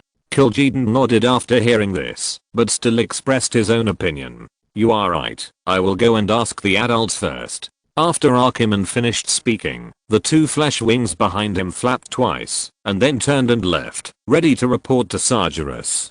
Kil'jaeden nodded his green head, and then looked at the demons below again. After a long time, Archimond's figure reappeared. "I have asked the adults for instructions. He said that we can decide these things by ourselves. The time cannot exceed 1 year." Archimond came to Kil'jaeden and said to him, "In that case, let's send a few Dreadlords over." Agreed. A moment later, a space crack appeared in front of them, and the 3 Dreadlords waved their wings behind them and went into the space crack. Marvel Universe. Earth. In a forest in the United States, a space crack appeared, and 3 Dreadlords emitting evil energy walked out of the crack. Looking at this vibrant planet, they instinctively felt disgusted. However, in order to complete the task assigned by the adults, they had to endure for a while and go to inquire about the situation in this universe first. Then the 3 figures suddenly rotated, and soon they turned into the appearance of humans on Earth. The 3 of them walked towards the city separately.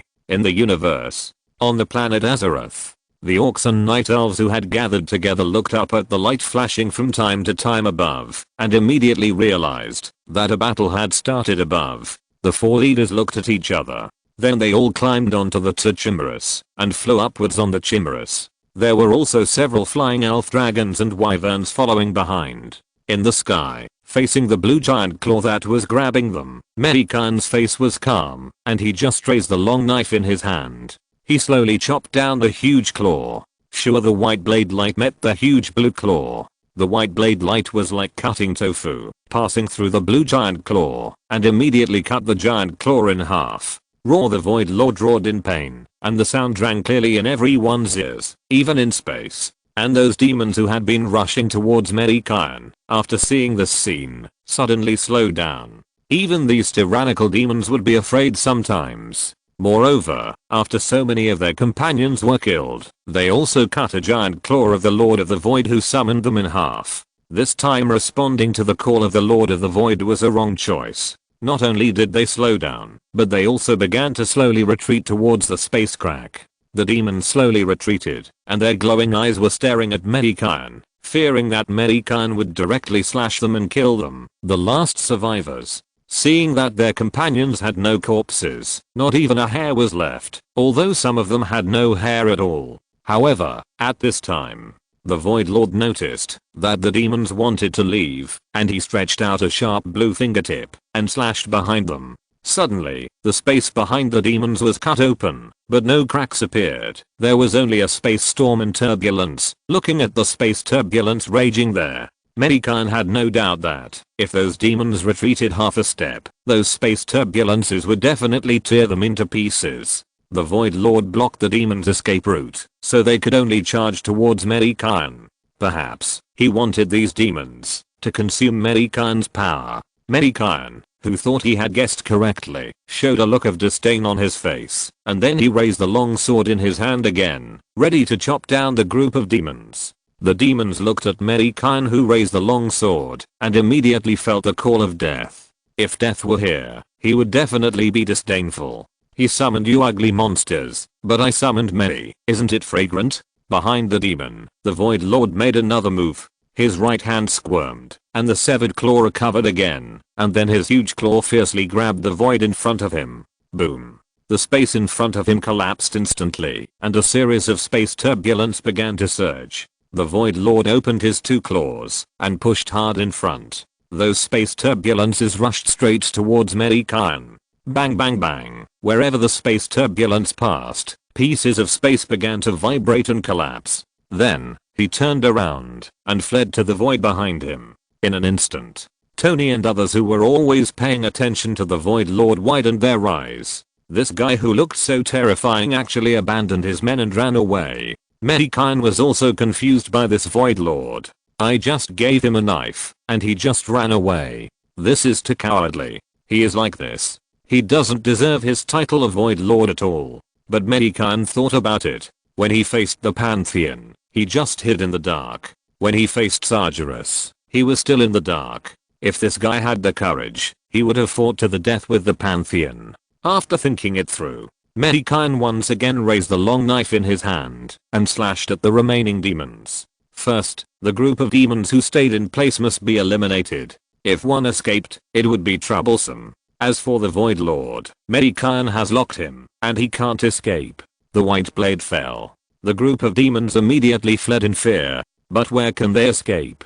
There was a space storm behind them, and in front of them was the blade of Mei Gan, and above them was the space turbulence pushed out by the Void Lord when he escaped. They could only escape downwards. However, you have to know that Mei Gan's blade was slashing downwards. In the blink of an eye, the blade passed directly through the bodies of those demons. The demons were directly blown away by Mei Gan, leaving behind a pool of ashes floating in space. After that, Mei Gan stretched out his left hand and brushed it forward. A huge amount of magic power surged out, brushing through the broken space, and directly wiped the void that was cut by the Void Lord back to its original state. After that, Mei Gan's eyes looked at the Void Lord who had already escaped. It was at this time that Tyrant and Thrall flew out of the planet and came to the distance of Mei Gan and others. They did not dare to step into space. They could not survive in space yet. Chapter 300. What the hell is this? The title of the previous chapter was wrong.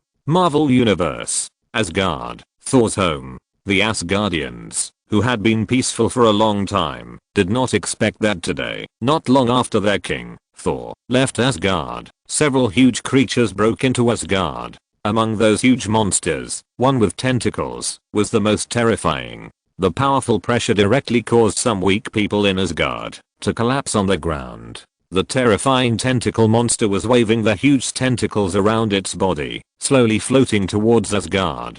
Behind it, a hellfire burning with green flames stepped in the void, following behind the tentacle monster. Next to the hellfire, several two-headed dogs floated out of their mouths with green flames, and a pair of red pupils looked at the Asgardians on the ground sadistically. Suddenly, a noise sounded above Asgard. At the same time, there was also the sound of a loud horn. In the palace, Thor's mother Frigga walked out of the palace with Hela, who looked like she had lost all hope. Frigga first looked at the terrifying demons floating in the sky with a serious expression. Then she turned her head and looked at Hela behind her. Hela, who had never had any expression, suddenly shrank her pupils after seeing those demons. Even though her power was sealed now, her knowledge was still there, and there was still that terrifying aura. Even if her power was not sealed, she might not be able to deal with these powerful creatures. Hela, go hide inside. Frigga grabbed Hela's arm and walked towards the basement in the palace.